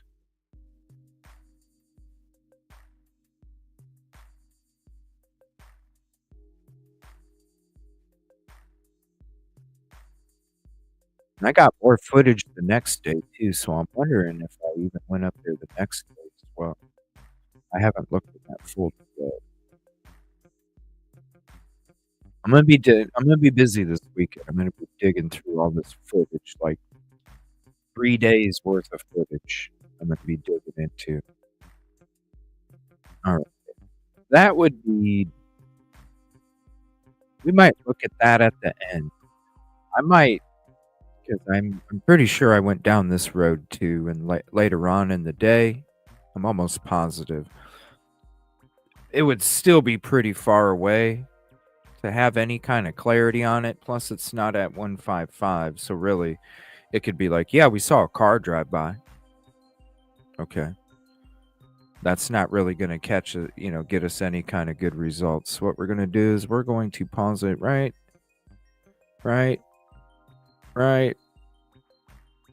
there. Okay, so we are looking at 11:31, 11:32 time frame, and I might take a few screenshots right here because honestly, I want to get a couple different angles here real quick too. Hold on one second. Let me go back just a skosh, and also let me heart and let me see. Let me heart and like that. Hold on 1 second. Let me call that out too. Let me see here. Well, contribution call out Justice Crystal McCrory Jones. I hopefully pronounced that correctly, McCrory. Jana sent an email about Crystal McCrory Jones case. Thank you so much. And thank you for the contribution as well. And yes, I will definitely check that out. What state is that in? If you don't mind me asking. I'm curious. Yes, thank you. Also, if you're on Facebook, do me a favor, send me a friend request. Evil CJ. Send me a friend request and send me anything on Facebook and I'll share it out to my groups and stuff. Also. Louisiana. Okay. Yeah, share send me a friend request and then send me some links and then I can share them and then I'll get you added to our Facebook group too so you can share any kind of information. And thank you. Okay, so let me go back just a skosh. I want to look at this. Okay, that's setting way far back, you guys. It's still worth. You know what? If I don't check it out, then I'm gonna be like, oh gosh, you should have did that, CJ. All right, hold on. So I need to go to like 11:28 before 11:31. So I'm gonna take about 5 screenshots here real quick. Just give me one moment. So 11:27. And here, 11:27. Let's see.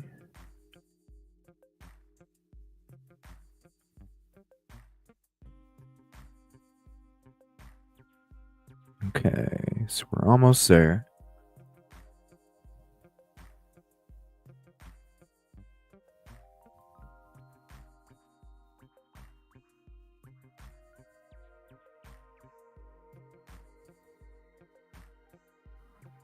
Okay, 11:27.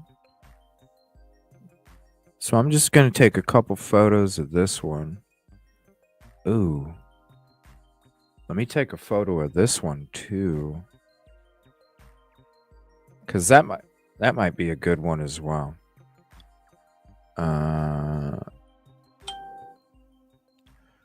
Hold on 1 second.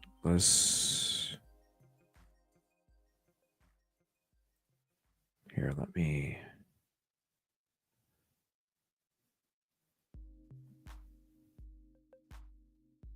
All right, I'm actually gonna take a couple more because I kind of want to check the roof of this one too. Let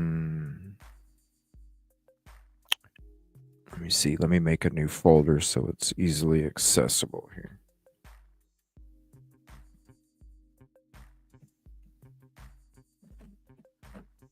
Okay.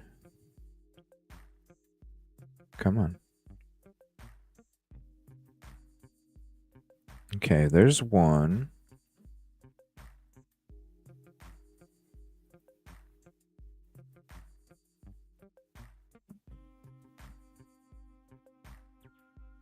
Okay, we'll take this one. And that's cool because I kind of get this other one in that picture as well. So we can do 2 houses with 1 photo there. And just give me 1 second. I apologize. I can't see your chat while I'm doing this. So I appreciate your patience as I kind of go through this. I need to back up a skosh. 11:28.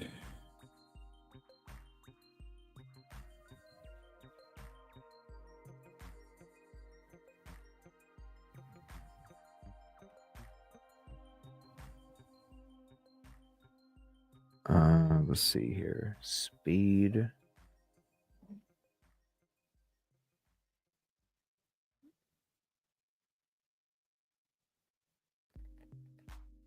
Yeah, I apologize when I'm doing this. I can't see chat that good.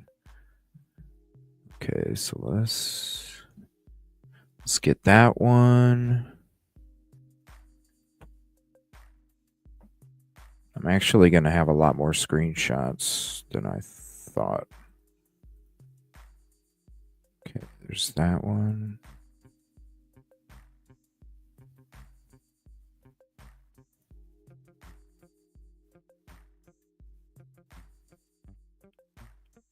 There's that one.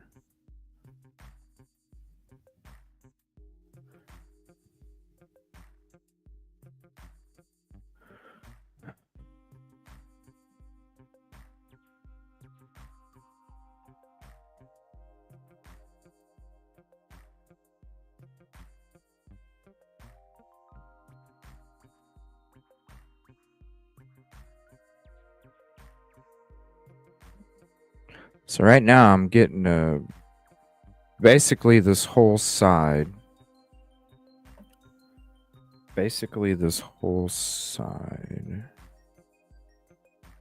And what's nice is I'm getting basically 2 and 1 as we kind of move down. Which normally they're spread out a little more in Hendersonville, so that's kind of nice because here they're kind of more scrunched together. So it's like you get a better idea a lot quicker. Just a couple more minutes. I apologize here. I need to figure out a way to get like my chat over here while I'm working on this. Because I can, hold on. I need to pause it right there. Oh, that's perfect. All right. Couple more, and then we're going to take a look. Then we'll get to the next 2 houses on the other street, and the other 2 house includes 155 Enoch. And then we're going to work our way down the other side. Let me take a couple more here.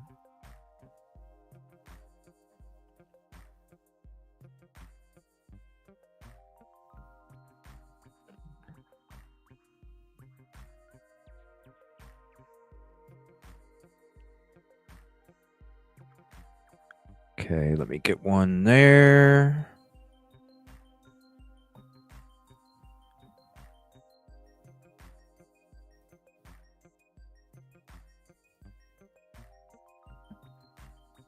All right, that's good. All right, let me go back just a little bit. 1137.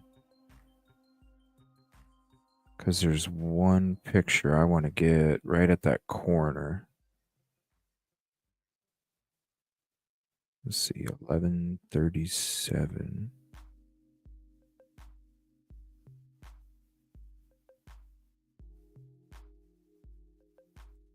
Right there. Awesome. Okay, we'll get this one. And let me see what else I can get after I let it play another second. Because it kind of changes an angle when I'm turning around too. So I might be able to get a better angle on something as well as I'm doing like the turn. Let me see. Okay, let's take that picture.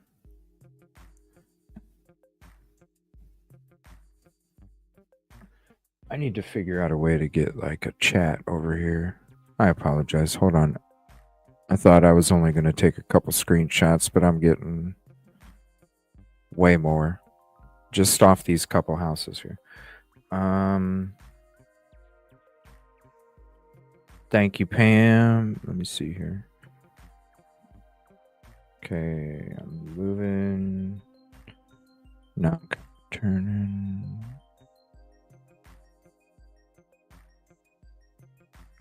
I might as well get the different angle. It might give me a... Let's pause it there. We'll take that, and then that should be it for those houses. Okay. Then we'll get to the next two after. All right, so let's get through these. Let me go up here, open the folder. Okay, here's the first one. Now, let me show you on here. This is where we're starting off. Okay, so there's this house. You'll see in the photos that we're starting. You got 3. Oh, that's weird. That duplex has Hathaway and Enoch, 2 different addresses. Wow, and they both got pools. All right. Damn, a duplex with a pool. All right, 312. You're going to see 312 and this building right here, this duplex. We're going to be starting off there. You're going to see this road, and then we're going to be looking over here around this area. Now, these houses right here were right directly across, so that's why we're focusing on this spot, and also focusing on this spot. Now, this spot probably wouldn't get too much clarity on some kind of, unless it was daytime, that far away. You know what I'm saying? That far away, it might be kind of hard. It still would give you some kind of light. I don't know. Depends on the lighting, which they do. They have some lights there, not much, but they do have some. You can kind of see them going down the road on each side. Now, and plus the cameras more than likely are going to face forward or backward. It would be like a camera like here, or maybe you know, like over here maybe, or even something over here or off their garage. You're going to get something more, but we're still going to look at this building right here as we go into it. Okay, so here's the first photo just to give you an idea of where we're at. All right, so, and you can see the difference in this is a screenshot, not even a full screenshot off the video. This is a screenshot basically of just this whole area. You can see the difference. That's why when I upload them, you get the full clarity. So really, I'm just kind of interested to see if I see anything coming off, because anything that's going straight back isn't gonna help. So I'm not even worried about trying to find anything that's going straight back. The only thing I'm really focused on here is seeing if there's something hanging off this corner kind of going in this direction, which it probably would. If it was going in any direction, it'd probably go in, like, if my arm could get bigger, it'd be like more this way towards us and down to the right for that cover for that building. All right, so also I wanted to take this photo because a lot of the times when you're trying to find this kind of stuff, you can really use the background to help you figure out what you have in your foreground when it comes to kind of going through these areas. So not only I wanted to see if I could see something in this direction, because who knows, maybe when I go a couple clicks later, it might look like something, but then I'm going to go back. Okay, yeah, there's really nothing there. It's just an illusion. All right, so right now I'm not really seeing anything. You got some floodlight activity. You got one on each side of that drainage from the gutters. You got one on each side. Nothing that would have really caught anything. Now I'm going to come over here. Now, obviously, if there was a camera going this way on the door, it's not really going to be of value, because really it's going to be capturing anything that's over here. It's not going to be worth anything that comes to our left. So I'm looking at corners. I'm looking at the roof. I'm not really... No.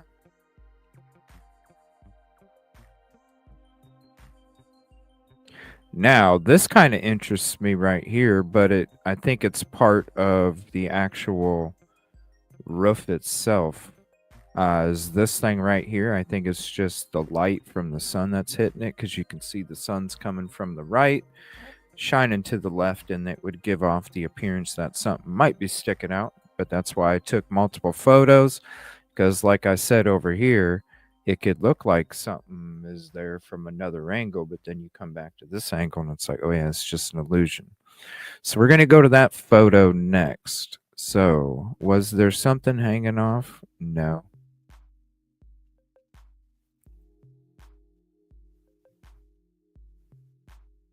No. And if anything else was, it would be, the view would be blocked, because look, we're right here at this road right here. And if we go back to this, basically 151 is straight behind us. So if anything's coming out this way, it's not going to catch anything. So it would be of no value to what we're doing. Now, right here, I'm looking at, let's go back to this photo here. I'm looking at this right here. Looks like floodlights. To me, it looks like floodlights. Could it be something else? Of course. We're going to take more of a look. As I'm looking around here, we just got some lights above the garage. Looks like a floodlight coming down here.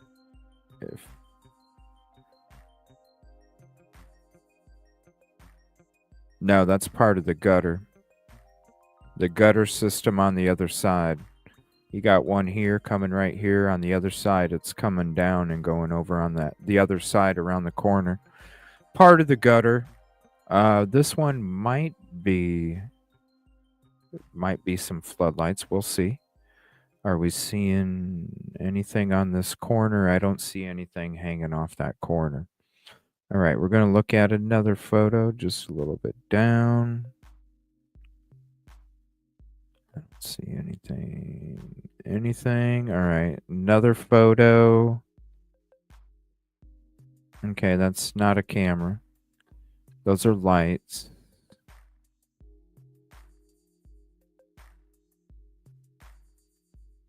That's not a camera. The cameras don't have white where a lens would go.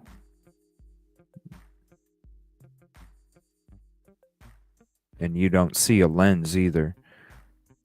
You just see white. So if it is a camera, it's pointed straight down or in front of the window. It's not pointed out to 155 or the intersection. I'm not seeing anything back there. Let's take another look.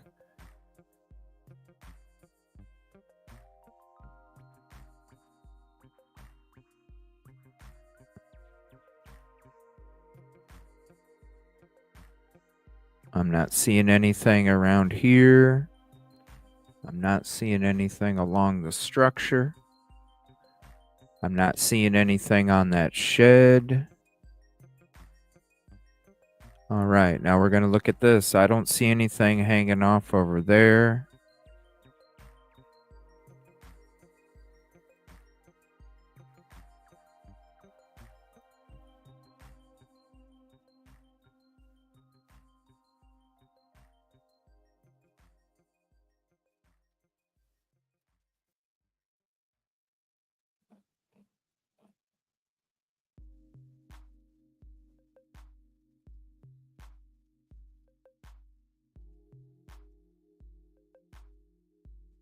No, they're just floodlights.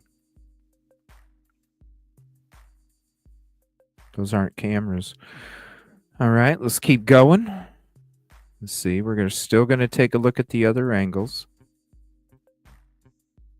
and see how it gives a different illusion at a different angle.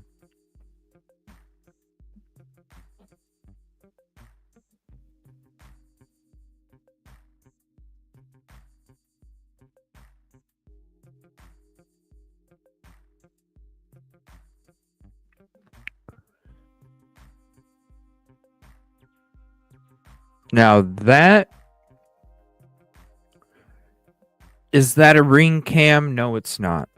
And I know it looks like it, but this is, or any of those door cameras, and this is why. I know it looks like it. My chat froze up again. I know it looks like it, but here's why it's not. You see how high this is? Okay. See where that would be? So if somebody's walking underneath this, it'd probably be around where their head is at. Would that be a fair guess to you guys? Right around here would probably be where an average height person would probably be.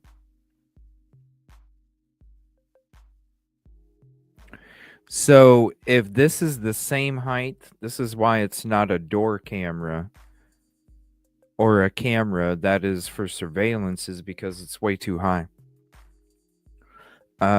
With this kind of camera angle on that camera, if it was one, which it looks like it does, doesn't it? It looks like a ring camera or a door camera. It does.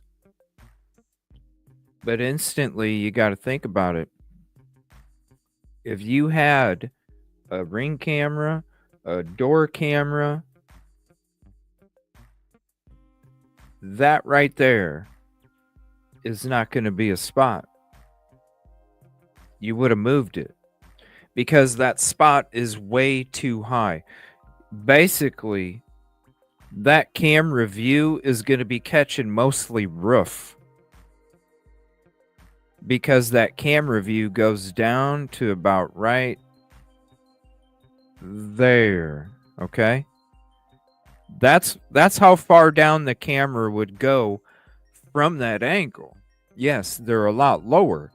Those cameras are actually a lot lower than what you would even think. This is why when people install them, they always end up installing them way higher than they need to be, because they're like, oh my gosh, I thought it would go about right here, and then I hook it up, and no, it was like catching up here, and that's why. Because of the angle, they'd use that fisheye type effect. So it looks like a camera. That's when I first look at it, I'm like, damn, that looks like a silver bottom of a door camera with light reflected off of it. But I'm looking at the height and I'm like, yeah, that's way too high. It would just basically get somebody's, if they're standing at the door, it's basically just going to get somebody's chin in a bunch of roof. It would need to be lower. So, but it does look. You got the floodlight pointing down. You got these floodlights pointing down. Like I said, if they're cameras, the lens is going to be going straight down if they're those kind of cameras. Because you don't have a white shell over a lens. The shell goes over the side. If it was pointed up, okay, then you would see a lens. You don't see a lens. That's how you know they're floodlights. They point down. Why do they point down? Because the light needs to go to the ground.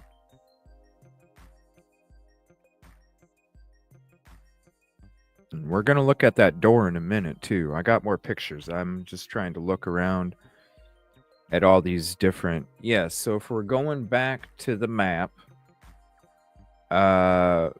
Here, let me go back to it.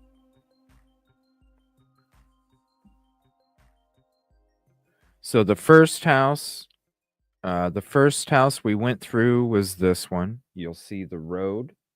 Then you'll see this one. The Jeep was here. Okay, this is where the Jeep was. This was the house that we thought might have something, but then when we went to this next photo, this part was completely blocked off from being able to see anything. Pretty clear, but we always have to check. The next house we checked out was this one. This back here is where you see this roof right here sticking out. That's the roof that I'm talking about in this photo. Sorry, I wish they made it easier to switch screens. So that's this that we're showing. That little roof sticking out. That's what we were showing on Google Maps. Now the next house that we're checking out, I just need to take a photo of this. Is this one right here. See where 155 is? So when it comes to all these houses that we were checking on, this one, this one, this one, and this one, that's where 155 Enoch is in comparison to these other houses. But we're starting from the beginning. We're going to work our way around. We're going to go down Enoch. We're going to turn on Enoch we're going to turn off of Enoch onto Hutch. We're going to drive down to Hutch, and I'm thinking probably when I get at this house, I might not do any of that. And then probably when I get back to this house, well, probably right here, probably this is where I'll cut off, where I'm going to do this part. The rest of it, I can go back later if I need to. But I'm really going to be getting Hutch right here and all the way up through here is what I plan on doing. All right, so let me go back to this one. All right, so we already checked that out. Floodlight. All right. Floodlight again. You can see it straight down. Straight down. It's not a camera. All right, so we're going to go to this. I want to look at this front door. I don't see it. There's not even a ring camera. So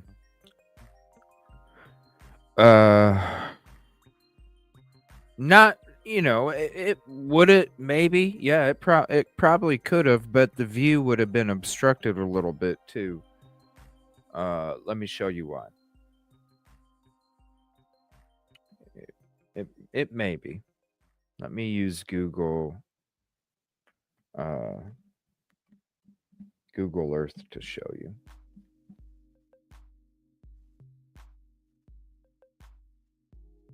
Okay.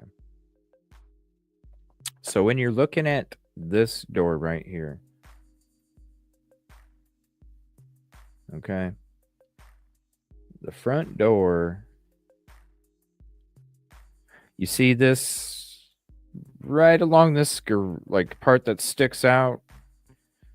That's where that door is. It's like right next to it. And then right next to that, the door sets in about 2 or 3 feet from the part that sticks out right here. So about right here, okay?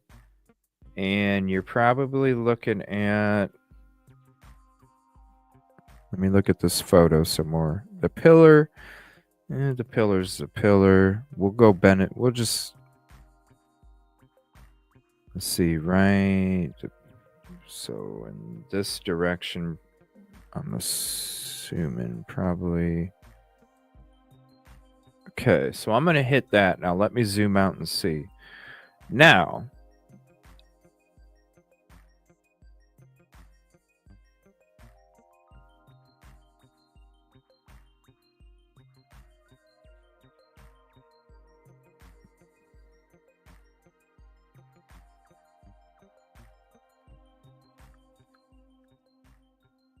okay, so, and actually it wouldn't even go that far, honestly, because you got that part. So let me see straight out. So basically, yeah, it would follow that roof.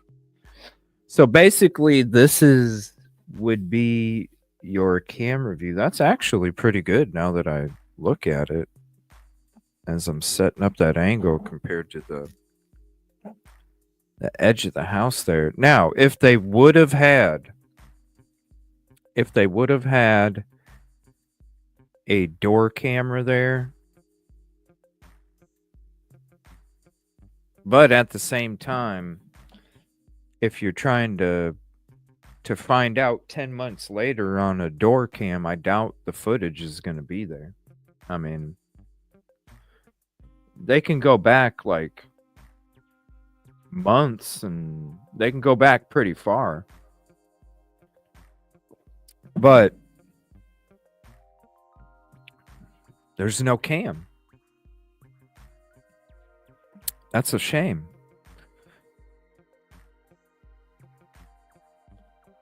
Because it's so easy to make a recording of your own, you know? Something suspicious, you can literally just screen record it right there. You can zoom in and zoom out and everything. But yeah, that would have been a camera angle if this man, that sucks. If this house would have had something.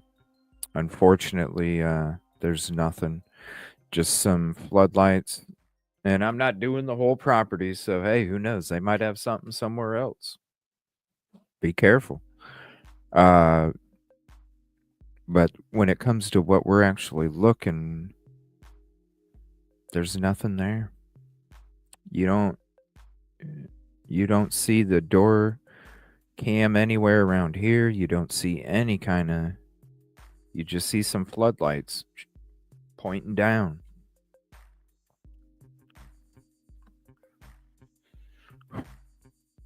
That would have been a great angle too. You know what I'm saying? Think about it. It's not, it don't exist, but damn, that would have been an angle, right? It wouldn't have caught the whole driveway, but it would have caught a good chunk, and not the whole house either. There's still some stuff missing, but damn, it would have been pretty good. All right, let me I'm going to still continue to go to some of these other ones as we finish out this side. Just to kind of see some more. Yeah, floodlights.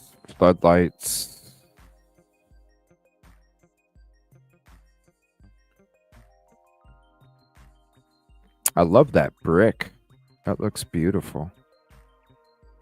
I love brick. Stone and brick and Spanish tile roofs. I think they look awesome. All right. There's nothing. Floodlights. Not even over here. All right. So now, let me see. Do I have more than that? That's got to be it, I think. There's another angle.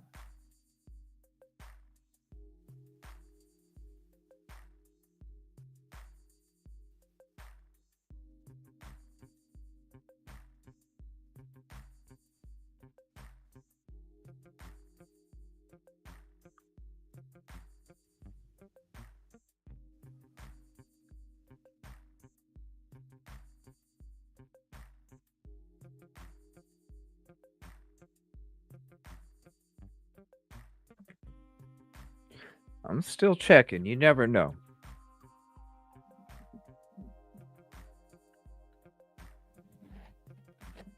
You never know, because there might be something we didn't, Oh, shoot. I missed that crack.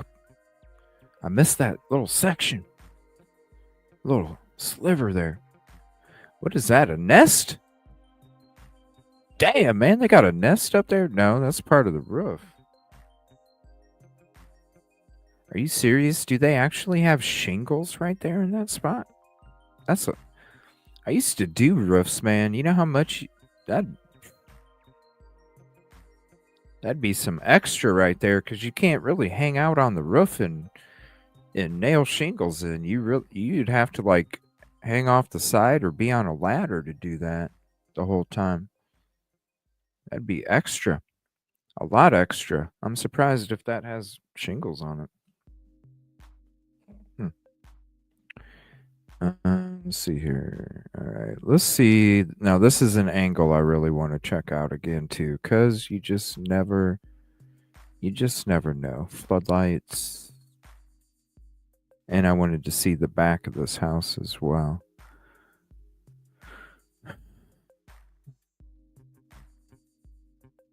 Yeah, you can definitely tell that there's no door cam there now. Look, it was just a reflection. You can see right there, there's no door cam on there.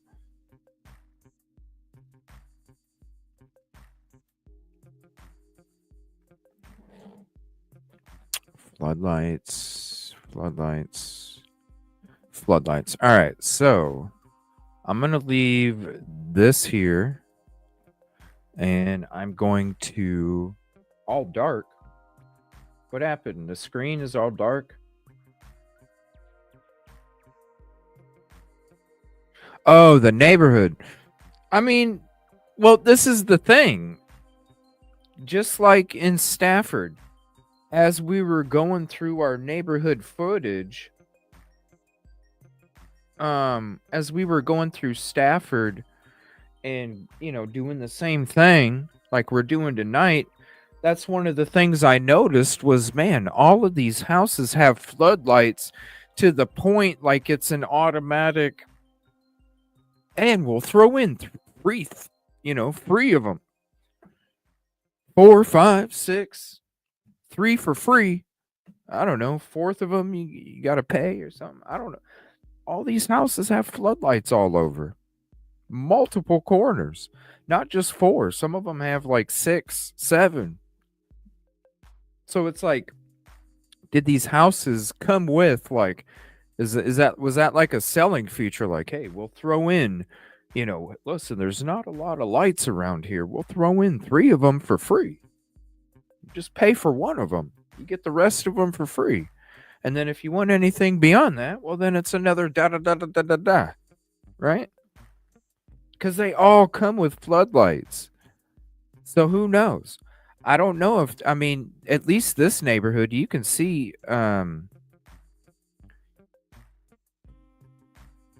they have some kind of lighting in that area. Not much, but it's a lot more.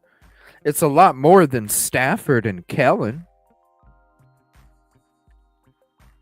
But just like Stafford and Kellen, nobody really uses those floodlights. So does this neighborhood use the floodlights? That's a good question. I don't know. I can't tell you. I would think it would be lit up pretty good, but who knows?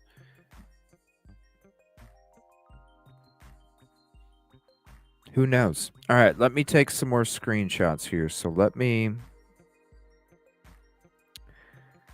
pull up this video, and I'm going to take screenshots of 159 and 155 next.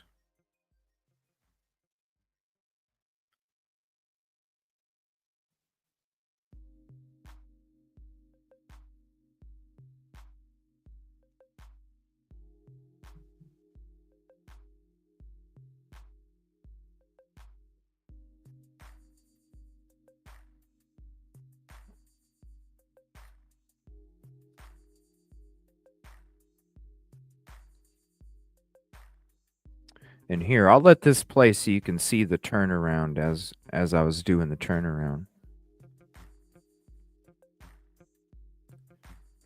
Because I'm not going to get the mailbox in the photo. I'm just going to get a photo of the house.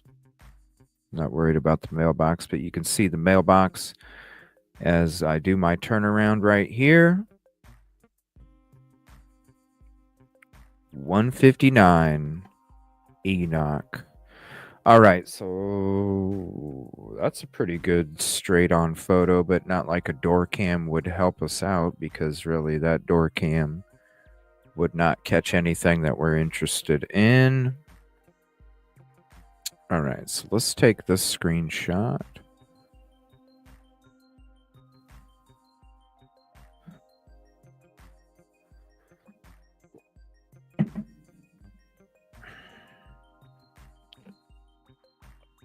going to take... Here, let me play something. Let me play something for you guys as you wait while I'm taking all these screenshots. I'm just taking screenshots of the next two, and we'll get the house next to 155 because I'm getting two houses in one photo here. And I want to make sure that I get the whole surrounding of those two houses and then the one side of the one next to it. Let me here, let me just play this. I'll just play this from the beginning of this video clip. This is probably, I don't know, 10, 15 minutes away from the destination. So this is just another clip. I had to like come here and collect the gear a little bit better as we were getting ready. I had to get everything set and prepped during that stop. All right, so let me continue to make screenshots here, and let me do this for you guys too. Oh, it shrunk it down. Hold on. There you go. And thank you all for being here. Appreciate it.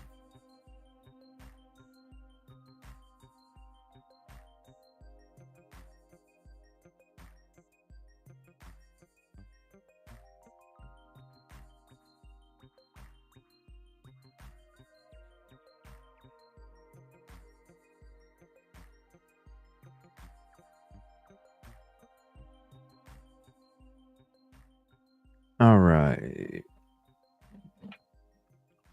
So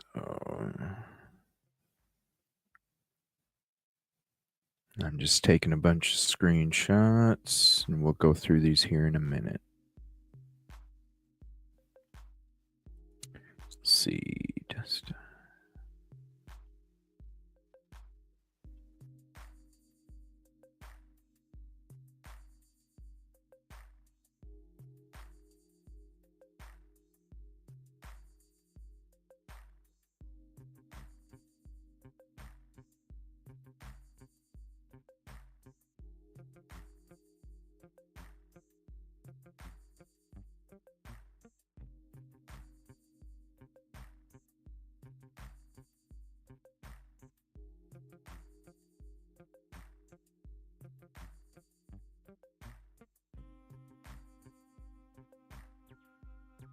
it'll be interesting to see what's on 155.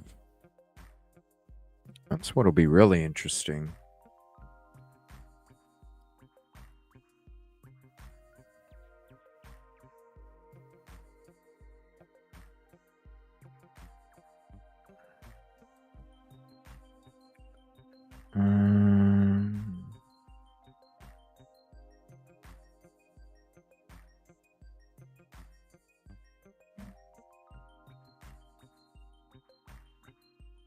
I need to go back a little bit. 11:58.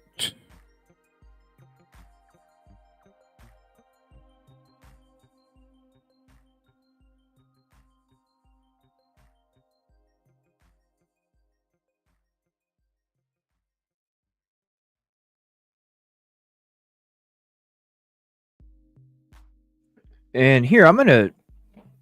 Let me know if, while I'm doing this, let me know if you guys like... Whoa. Sorry about that. Let me know if you guys like this song. Is it going to work? Let me know if you guys like this song.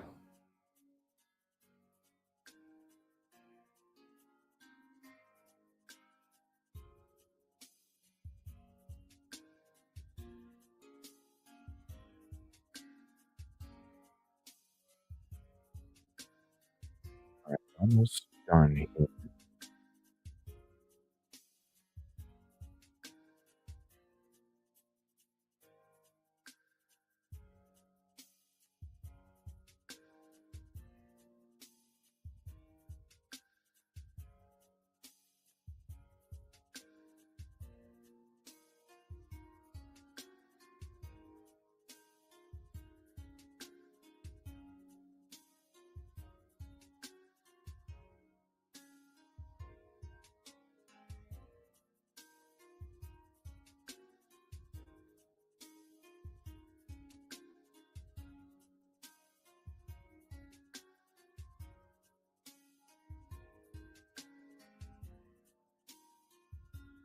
Tell you what, they got some nice front door French doors there. Those are beautiful. Almost done.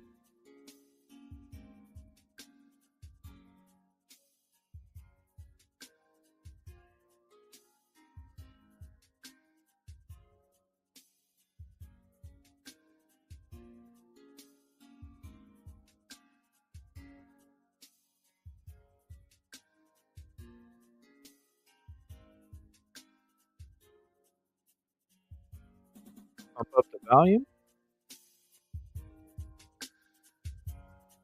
There you go. We still got a minute here. I'm almost done.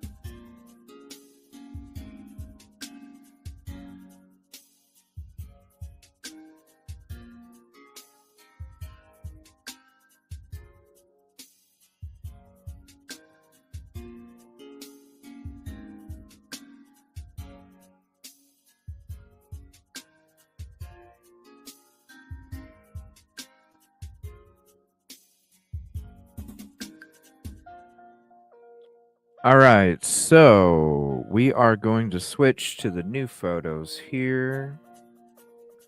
All right, let's see what we got. Sounds great in my custom built dojo. Oh, cool, man.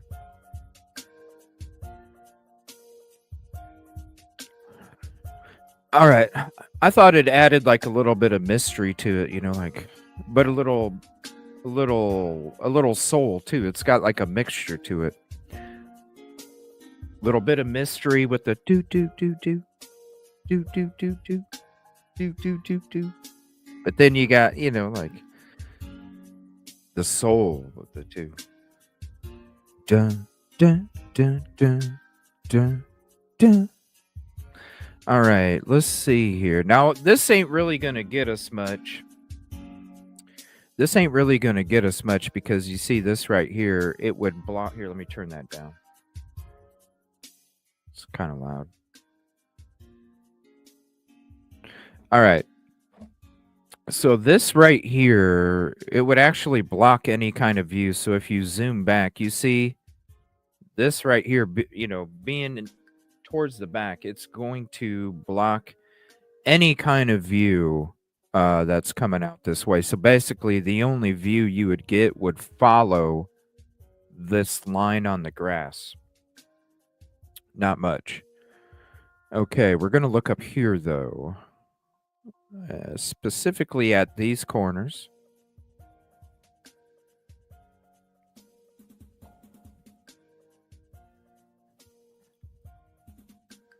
Probably floodlights.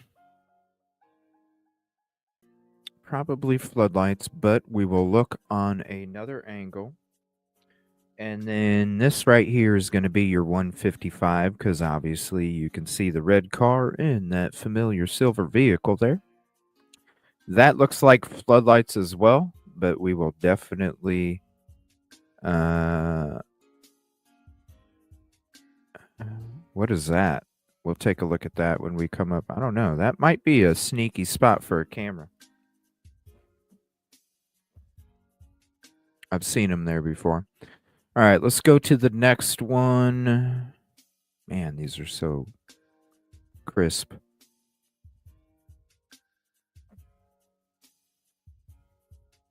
Okay, let me see here. It's hard to tell, but I got more angles coming. I think that might be... Nope, the drainage is going off to the side. That might be some of the flashing. That's probably some of the flashing on the roof. You don't see anything over here. Let's look above the garage. Not seeing anything above the garage, so it looks like floodlights right there. Which is interesting. I don't see floodlights back here. So normally you'll see floodlights on the backs of houses too. I don't see any right there. So that's interesting. I wonder why. Or right here. Normally. So they just got floodlights above the garage. That's interesting. Why? Okay. Why would they only have a house with one set of floodlights and everybody else has floodlights on every damn corner? What's the blue sign? I don't see a blue sign. So let's look at the next picture.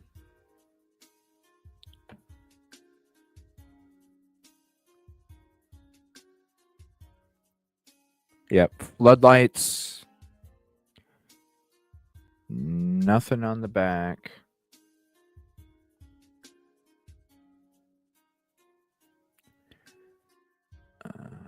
Let's see, floodlights. Yeah, that does look like flashing for a roof. Basically, the metal tin that you have between a brick structure and where the shingles go on top of to give that extra protection in the corners when you're roofing. So basically, that's what that is. It's like a piece of tin metal that goes to fit up against the edge where the shingles meet the brick.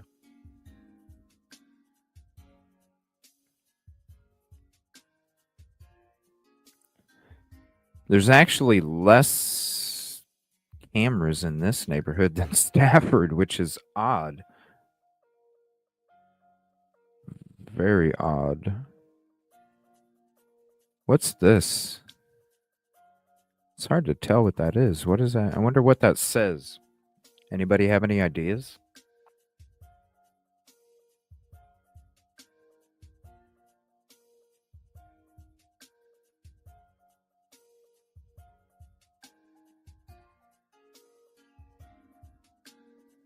What does this sign say?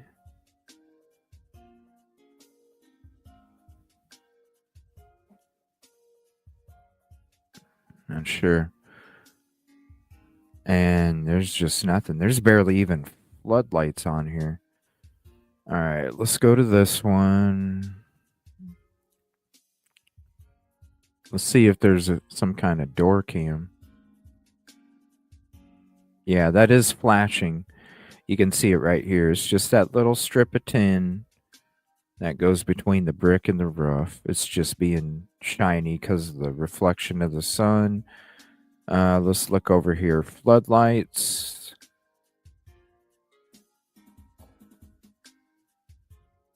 All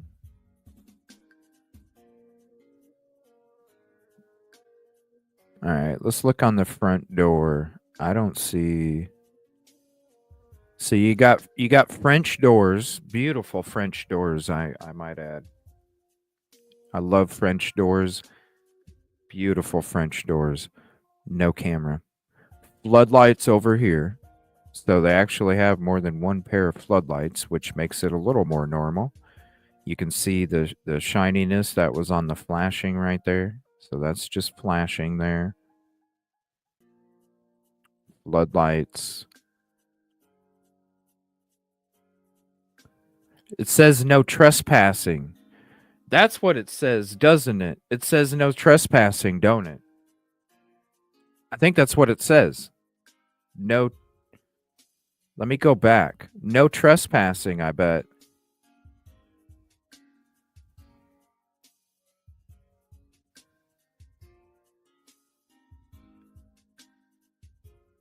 I bet you that says no trespassing.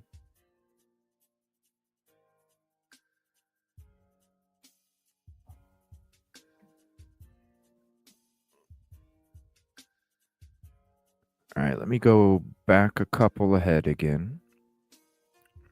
Yeah, I bet you that says no trespassing on it. Prosecutors will be prosecuted. Violators will be prosecuted.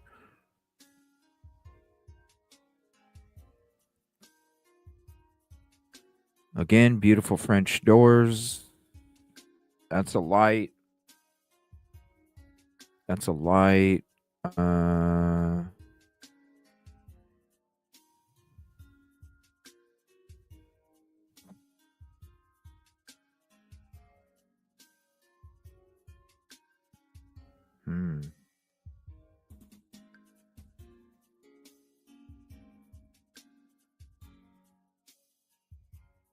Just get a different angle here.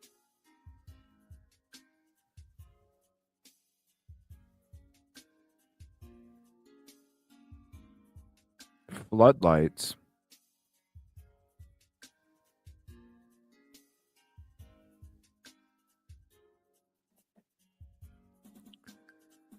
Floodlights.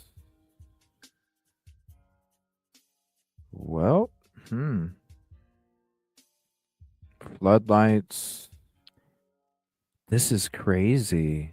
There's not even a door cam. All right, let me look at these other angles again here, just in case.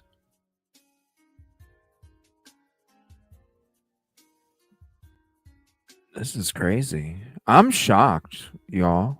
Like, I really am. I'm shocked. I definitely, because I thought Stafford might have been its own kind of thing, but man, this is like, this is beyond Stafford. It's like, what? This.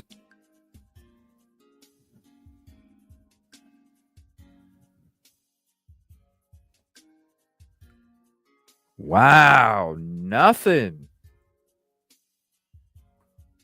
Nothing.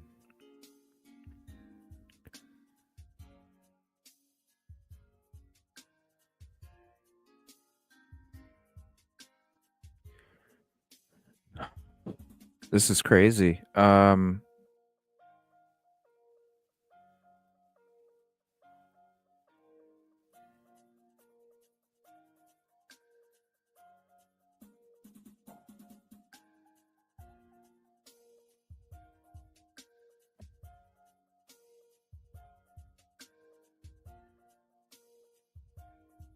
This is crazy. Not one. Not one. Not one. And we already zoomed through all the other ones. You can watch us break down this little section. I'm shocked. I am absolutely shocked.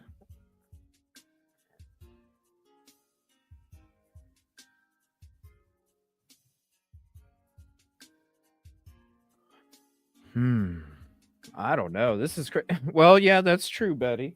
That's true.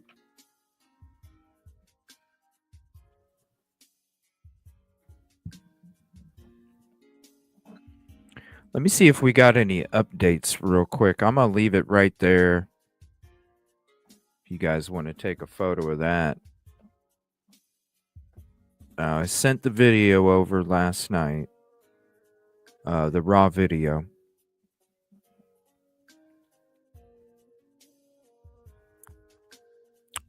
So they're doing whatever they're doing with that. And then I wanted to kind of go through tonight. And what I might do, because I still want to go through.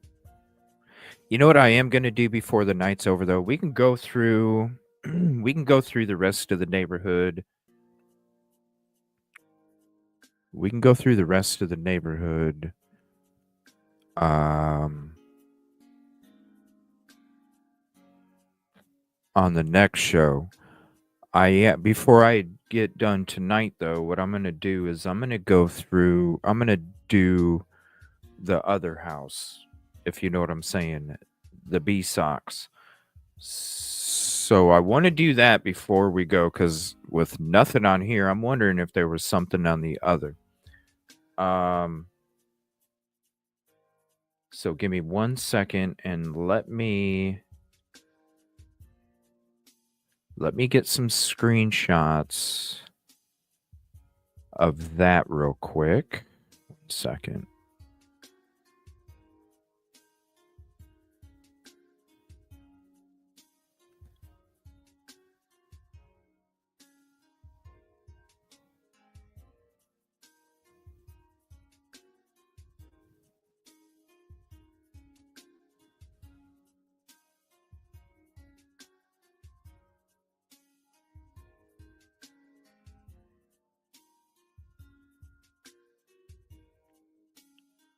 There is no cameras. We already checked, Unicorn. And I already did the zooms and all that stuff, so you can just scroll back a little bit to where we start. About an hour and 15 minutes. I was talking about updates and stuff, and then about the 120, 130 mark is when we started to go into that section. There is no cameras whatsoever, so there's nothing to I'm still going to go through the rest, but I'm going to do the rest of the neighborhood on the next show. Right now I'm going to go through around the corner, just a few houses around the corner. I want to make sure that I do those before we're done this evening, and then we can do the rest on the next one. So just let me see here. Let me go back to this.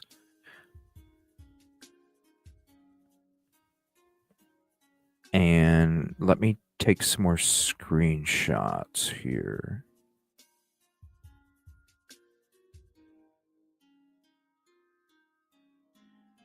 And get to those in a second. But yeah, it was about the 120, 130 mark, somewhere around there. We started to go into the area. Basically,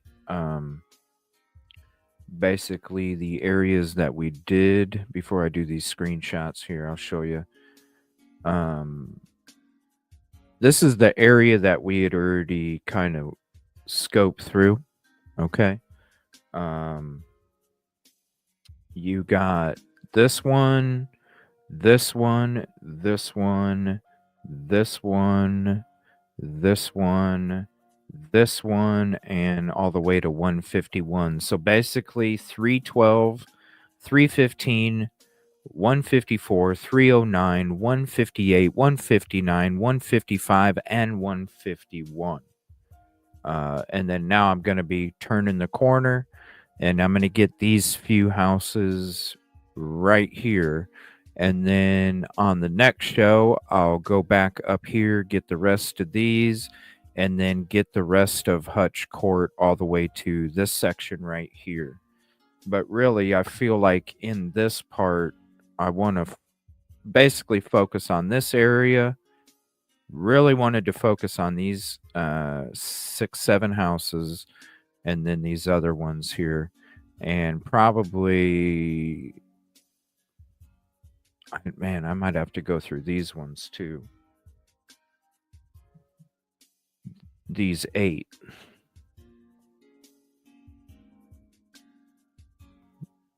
These 8.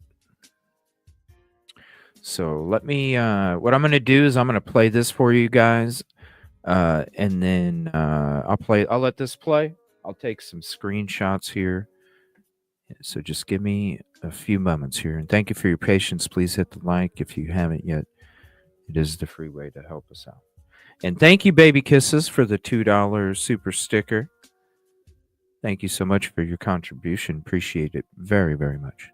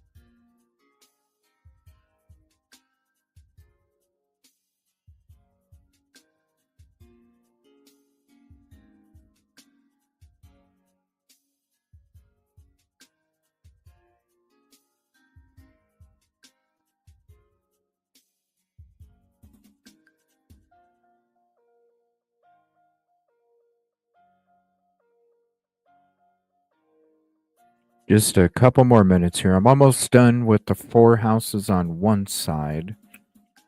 And then we'll look at those, and then I'll probably get the other side, and then we'll look at those just to kind of break it up a little bit so it's not constant. Otherwise, it might take a little bit.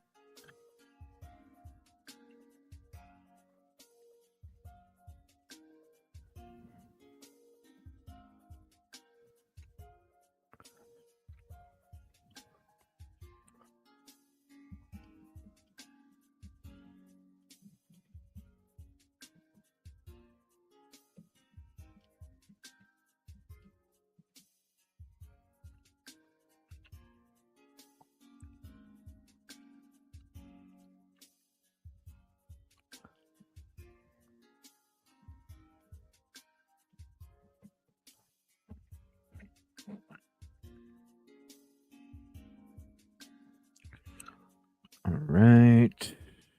Let me see here. And I need to go one more. All right.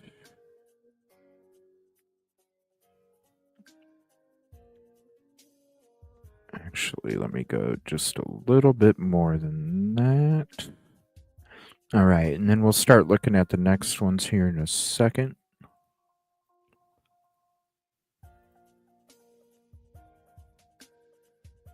Okay. Let me see. I got to back up a little bit.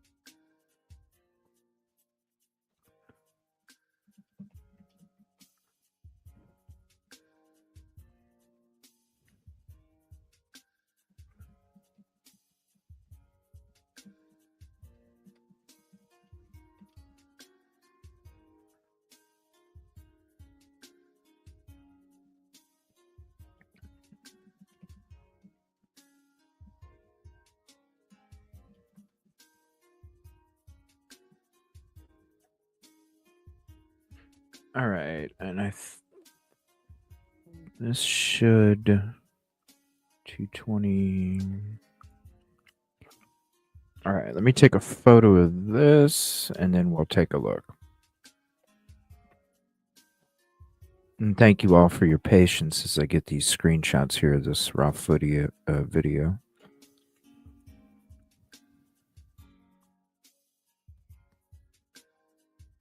Okay, now let me get to... All right, here we go.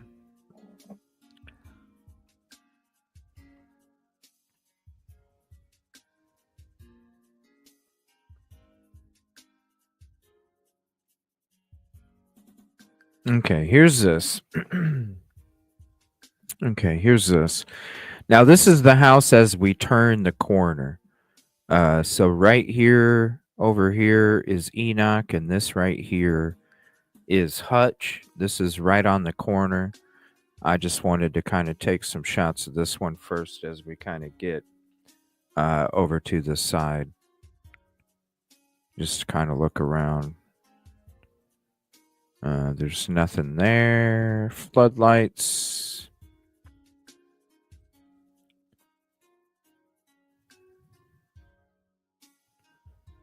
More floodlights. All right, let's go to the next one. And you can see how that hill kind of slopes back up into those woods right behind.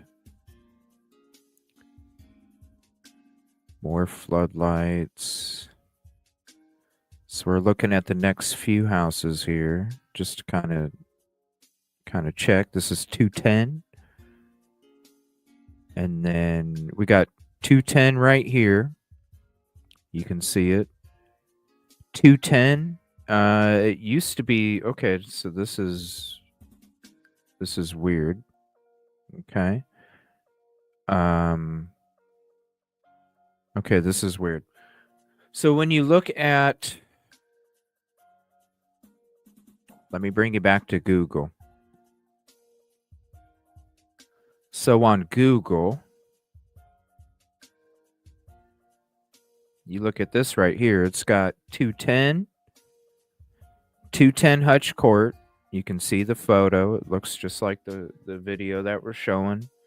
You also got 208. So basically, this is supposed to be the front door to 208.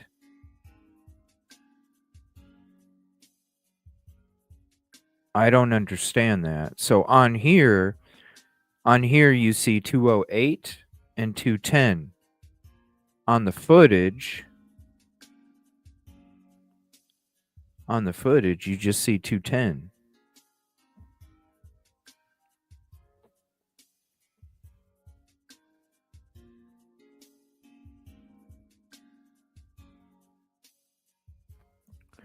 So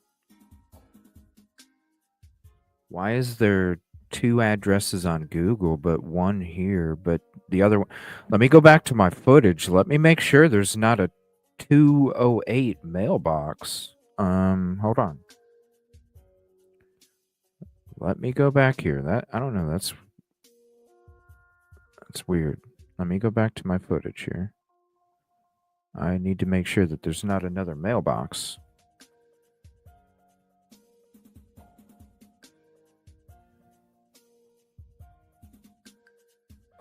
Here, let's see if I can show you. Wow. Let's see if I can show you. Here it is right here. Watch. You can watch it in slow motion. We'll see if there's a mailbox.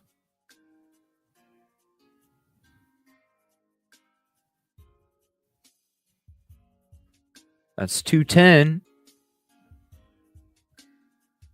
Where's 208?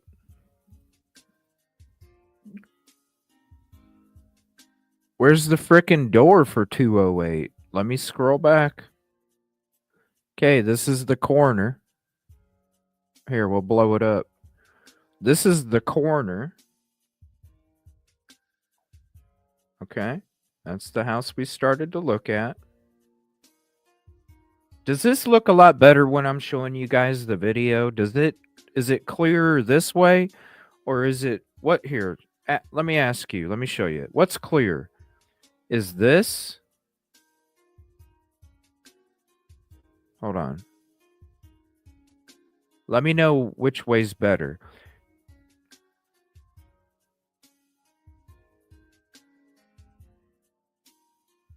Does this look better when this is playing? Or does this look better when it's playing? I got it on slow speed on this so I can look closely. What's the better clarity? Let me know and I'll start playing my videos that way. 210.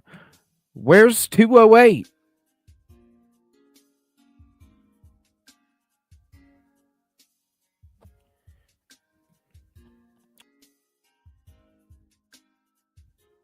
Let me see if I can see a mailbox.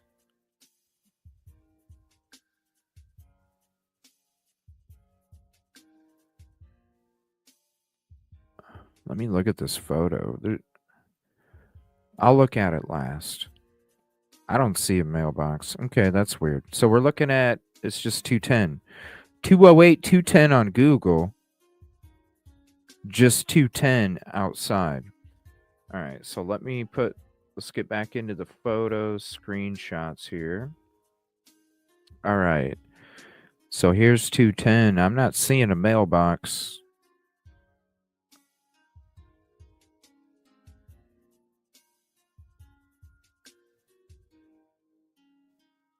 I'm not seeing a mailbox. No, it's supposed to be like a duplex if you're looking at Google. So I don't I don't understand that. But yeah, that's a 210 Hutch Court. Hello? Hello? Let me see here.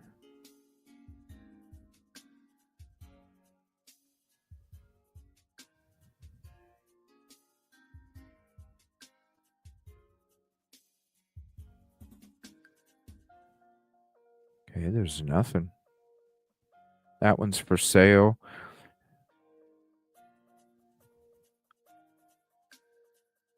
Like, there's nothing.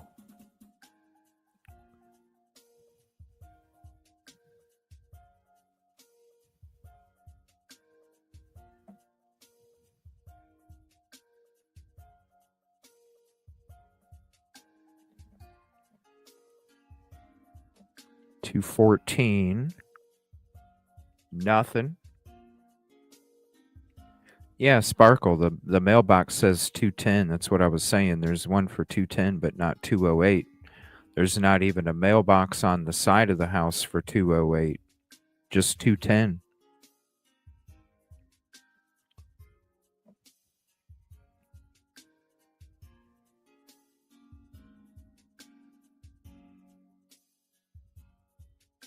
$218.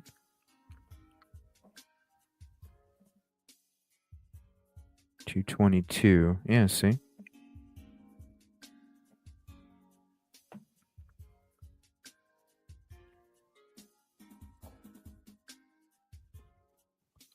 And no mailbox up here for... No, it's not a corner. This house is a corner.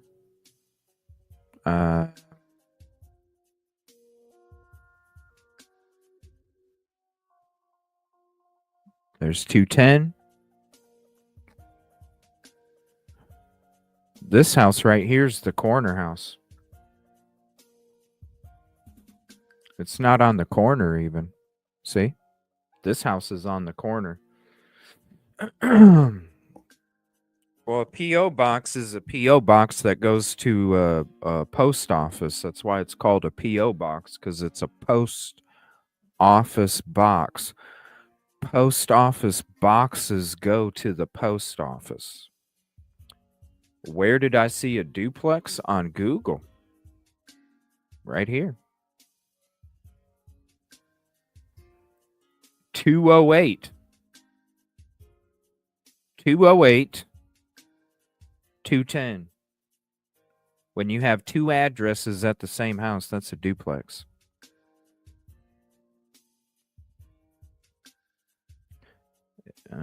When you look up 208 Hutch Court, it shows the house. If it was an empty lot, it would show the lot. It's showing the house. All you have to do is do a simple Google search.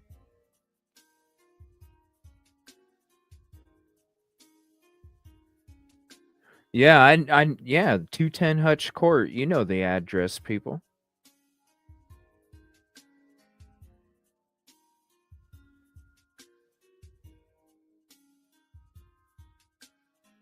That ain't no double lot. Look, you can see the property line right here. This is the property line for this house. This right here is the property line. You can tell without a doubt that's the property line. There is no extra lot. I mean, y'all can look. It's on your Google. Look it up. It's on your Google too. It's even got 208 right here is right where the front windows are. So basically where your little potted plant or your little pots are on the porch is where 208 is. Right here. This is your 208. Because that's where 208 is on Google.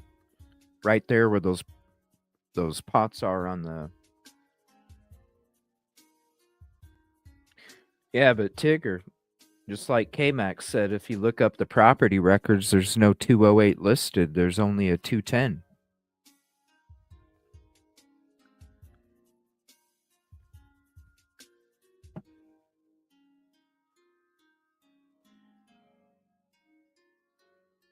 Makes me wonder, why is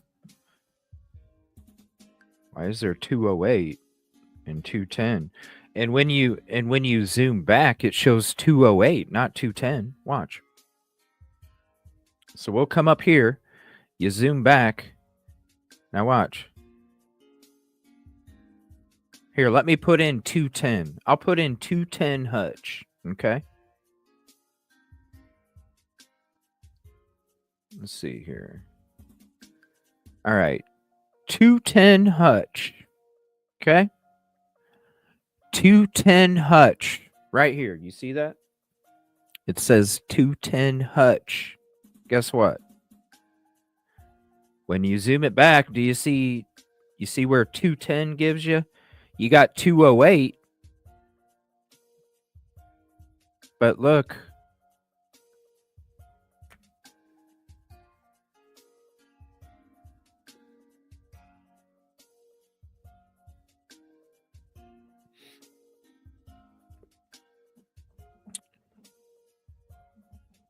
And 133 has a humongous lot. Look at that lot. That lot, that's a lot right there. Look at that property line. All the way over to here. That is, well, hell. Look, they're pretty much all got the same, almost the same amount, but the corner's got a little extra right here.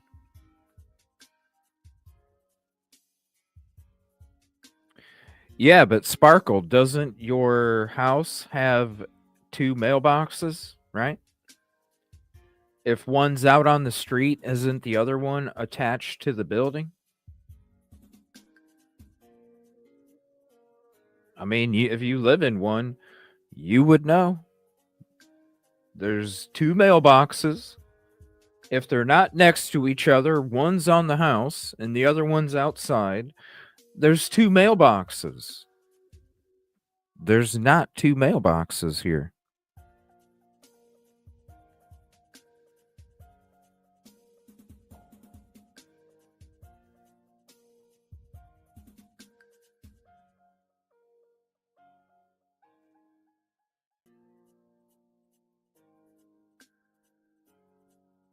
Exactly. There's a mailbox. There's not a mailbox. And unfortunately, there's no cameras there. Now, I'm going to go ahead and pull this video up again, and we'll just kind of watch it together before I end the show tonight. So let me pull this back up, and let's kind of, we'll go around the cul-de-sac. We'll go around the cul-de-sac. I'll kind of take a look as we're exiting Hutch, and I'll just kind of take a quick glance to see if I notice anything, because I can see it pretty clear from my side without taking the photos. I'm not seeing anything here, which is odd. But I don't know. I need to look more into the 208, 210 crap, whatever that's about. I don't know. You don't see it on the tax records.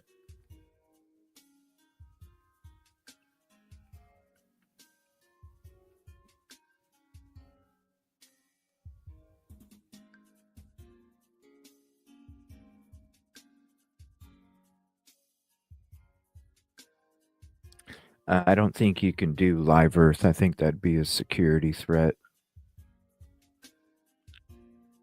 So I don't know if you'd even be allowed to do that. It'd probably be a security threat.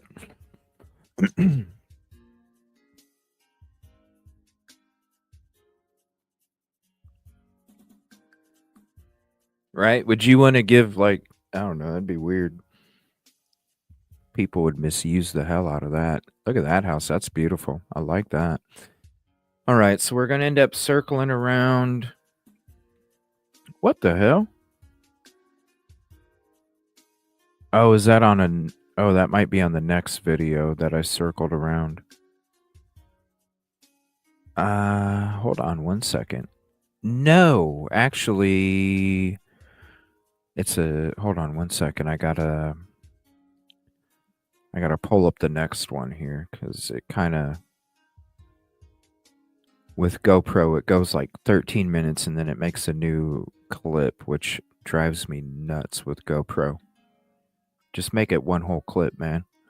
Let me see here. I gotta find it. Okay, right here. It's got to be this one.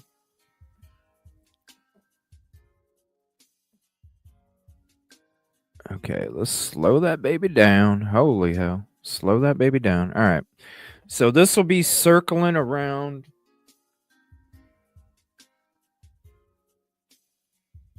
Yeah, I don't know. I'm going to look more into that 208, 210 stuff. Something's up. I don't know.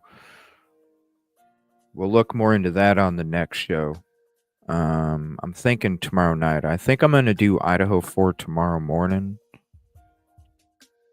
Late morning. And then we'll probably do another show tomorrow night and probably look more into that 208, 210.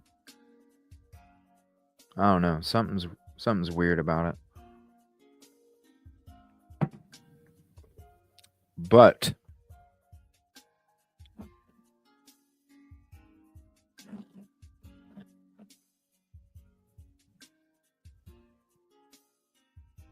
there's not, I don't know. One thing we do know is, I mean, that's the thing. Like, even if there's some of these houses did have cameras, I don't know if anybody would have the availability to go back 10 months. I don't know if anybody would have the ability to go back 10 months on their own. I don't know. It depends on how they save their footage and, and their backup and all that. So I don't know that. But honestly, like 10 months, you probably wouldn't have a really good shot of trying to catch something anyway, unless somebody was like, ooh, this is weird, and then saves it. Like anything that's out of the ordinary for my security, I just automatically do it because you never know. Just like I do with my footage when I'm going out to locations, I record because you just never know. So it's always better to have too much than too little.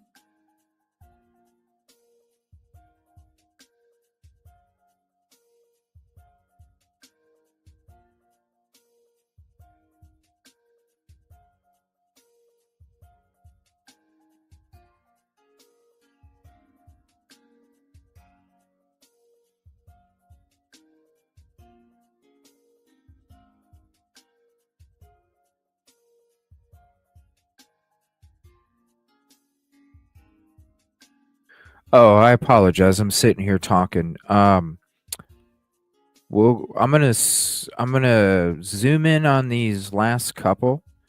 These are basically right across the street. I'm gonna zoom in on these last couple ones. And then if we need to, I haven't really seen anything as we go around the cul-de-sac. So I don't know. I mean, I'll probably dig in through it more because I'm going to be looking through my other footage, the other times I came through, to see if anything is out of the ordinary after what after I was slowing it down and going through it all. Something will stand out to me as I go through the footage that I went through those other passes later that day. And then if I need to, we can always go through the rest. And then tomorrow night, we'll go more into the 208 210 question.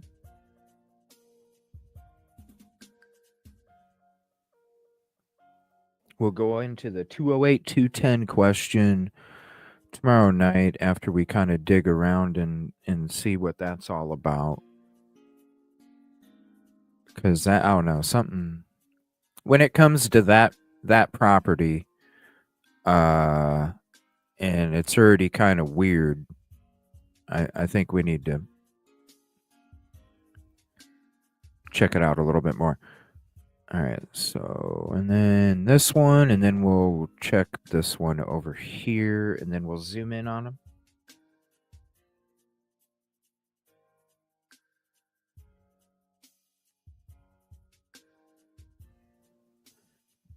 Okay, and just a little bit more. Okay, we'll take that one. That'll be the last screenshot, and then we'll pull these ones up. We'll take a look at them, and then we pretty much got both key areas of the neighborhood. And honestly, I think, because as I'm watching this, nothing was standing out to me. And when you're driving further down Hutch, it gets less and less of a percentage. So that's why we kind of just stuck to key certain areas for this evening. Now let me pull these other photos up and let's look through these real quick. All right, so here's this one. Okay, there's...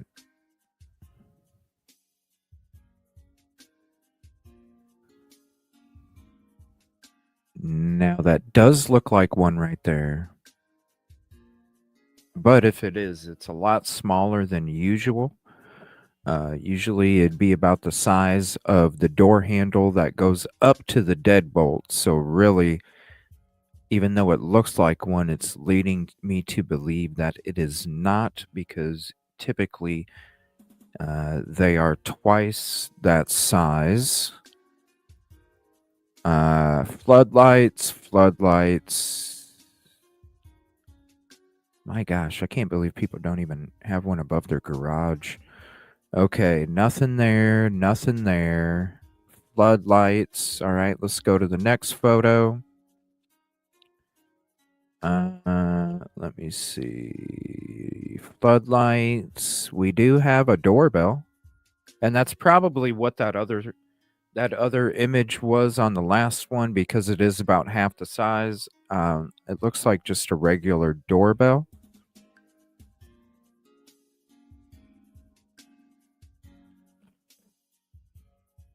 Yeah, this is the 155 Enoch, Hutch, and surrounding area security cam breakdown with my April 24 footage. We went through some new updates the first hour and 15, 20, hour and 30 of the show. And then after that, we started in the beginning of breaking down these key spots. And I'm just not, there's nothing.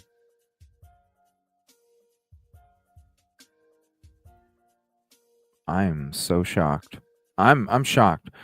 I thought I don't know. I thought Stafford was its own thing, but nope. Nothing, you guys. Floodlights, and floodlights. That's what it seems like. So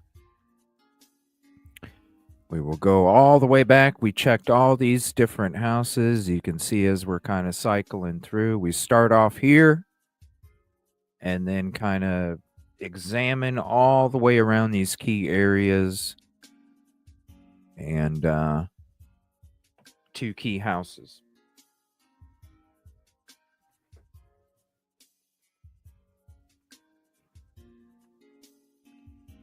So, all right, we will get into the 208 210 stuff more tomorrow night. Also, I'm probably going to be doing Idaho 4 in the late morning or so. And then we'll be back tonight doing more with Sebastian and discussing the 208, the 210, any other updates that come out. And then also at the same time this weekend, I'm going to be going through all of my footage from those couple days. There's quite a bit, so it's going to take me a little while, but I'm going to see if anything else stands out. I'm going to see if anything pops out. Also, I'm still going to be trying to see if I can find any kind of camera, but I don't know. It's crazy, y'all. But then again, 10 months later, I could see it might be kind of hard, depending on how they take care of their footage or whatever. But I just want to say thank you all. Thank you all for being here. Appreciate it very much. Thank you all for your support, being here. I know it was a busy night. It's a Friday night. It's busy out there in YouTube. And for y'all to come hang out with me, it really means everything to me because I'm just a little fish out there. So it really does mean a lot. And thanks for helping me when we go through this too, as we do this together. It's one of the reasons why I do the screenshots and try and zoom them in and show you guys. I don't want you to have to take my word. I want you all to be able to see it too, as we're kind of breaking it all down. And that's another reason. So we all get to do it together because really I might not see something and you might see something. Hey, CJ, can you go check this back out again? It's happened before. It's all about community. So thank you all. Appreciate you. Love you guys. Have a good night. Peaceful, positive evening. And we will see you tomorrow. If you haven't hit the like yet, please do. And if you're not subscribed, please consider doing so. And I hope you enjoyed your evening. We will see you tomorrow. Appreciate y'all.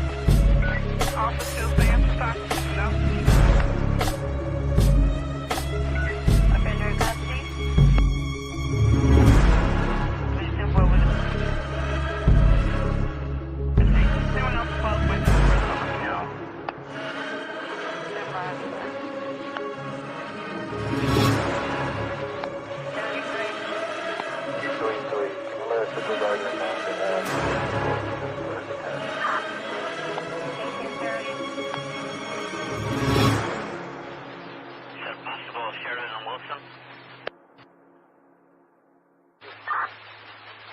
10-4 standby. 10-4.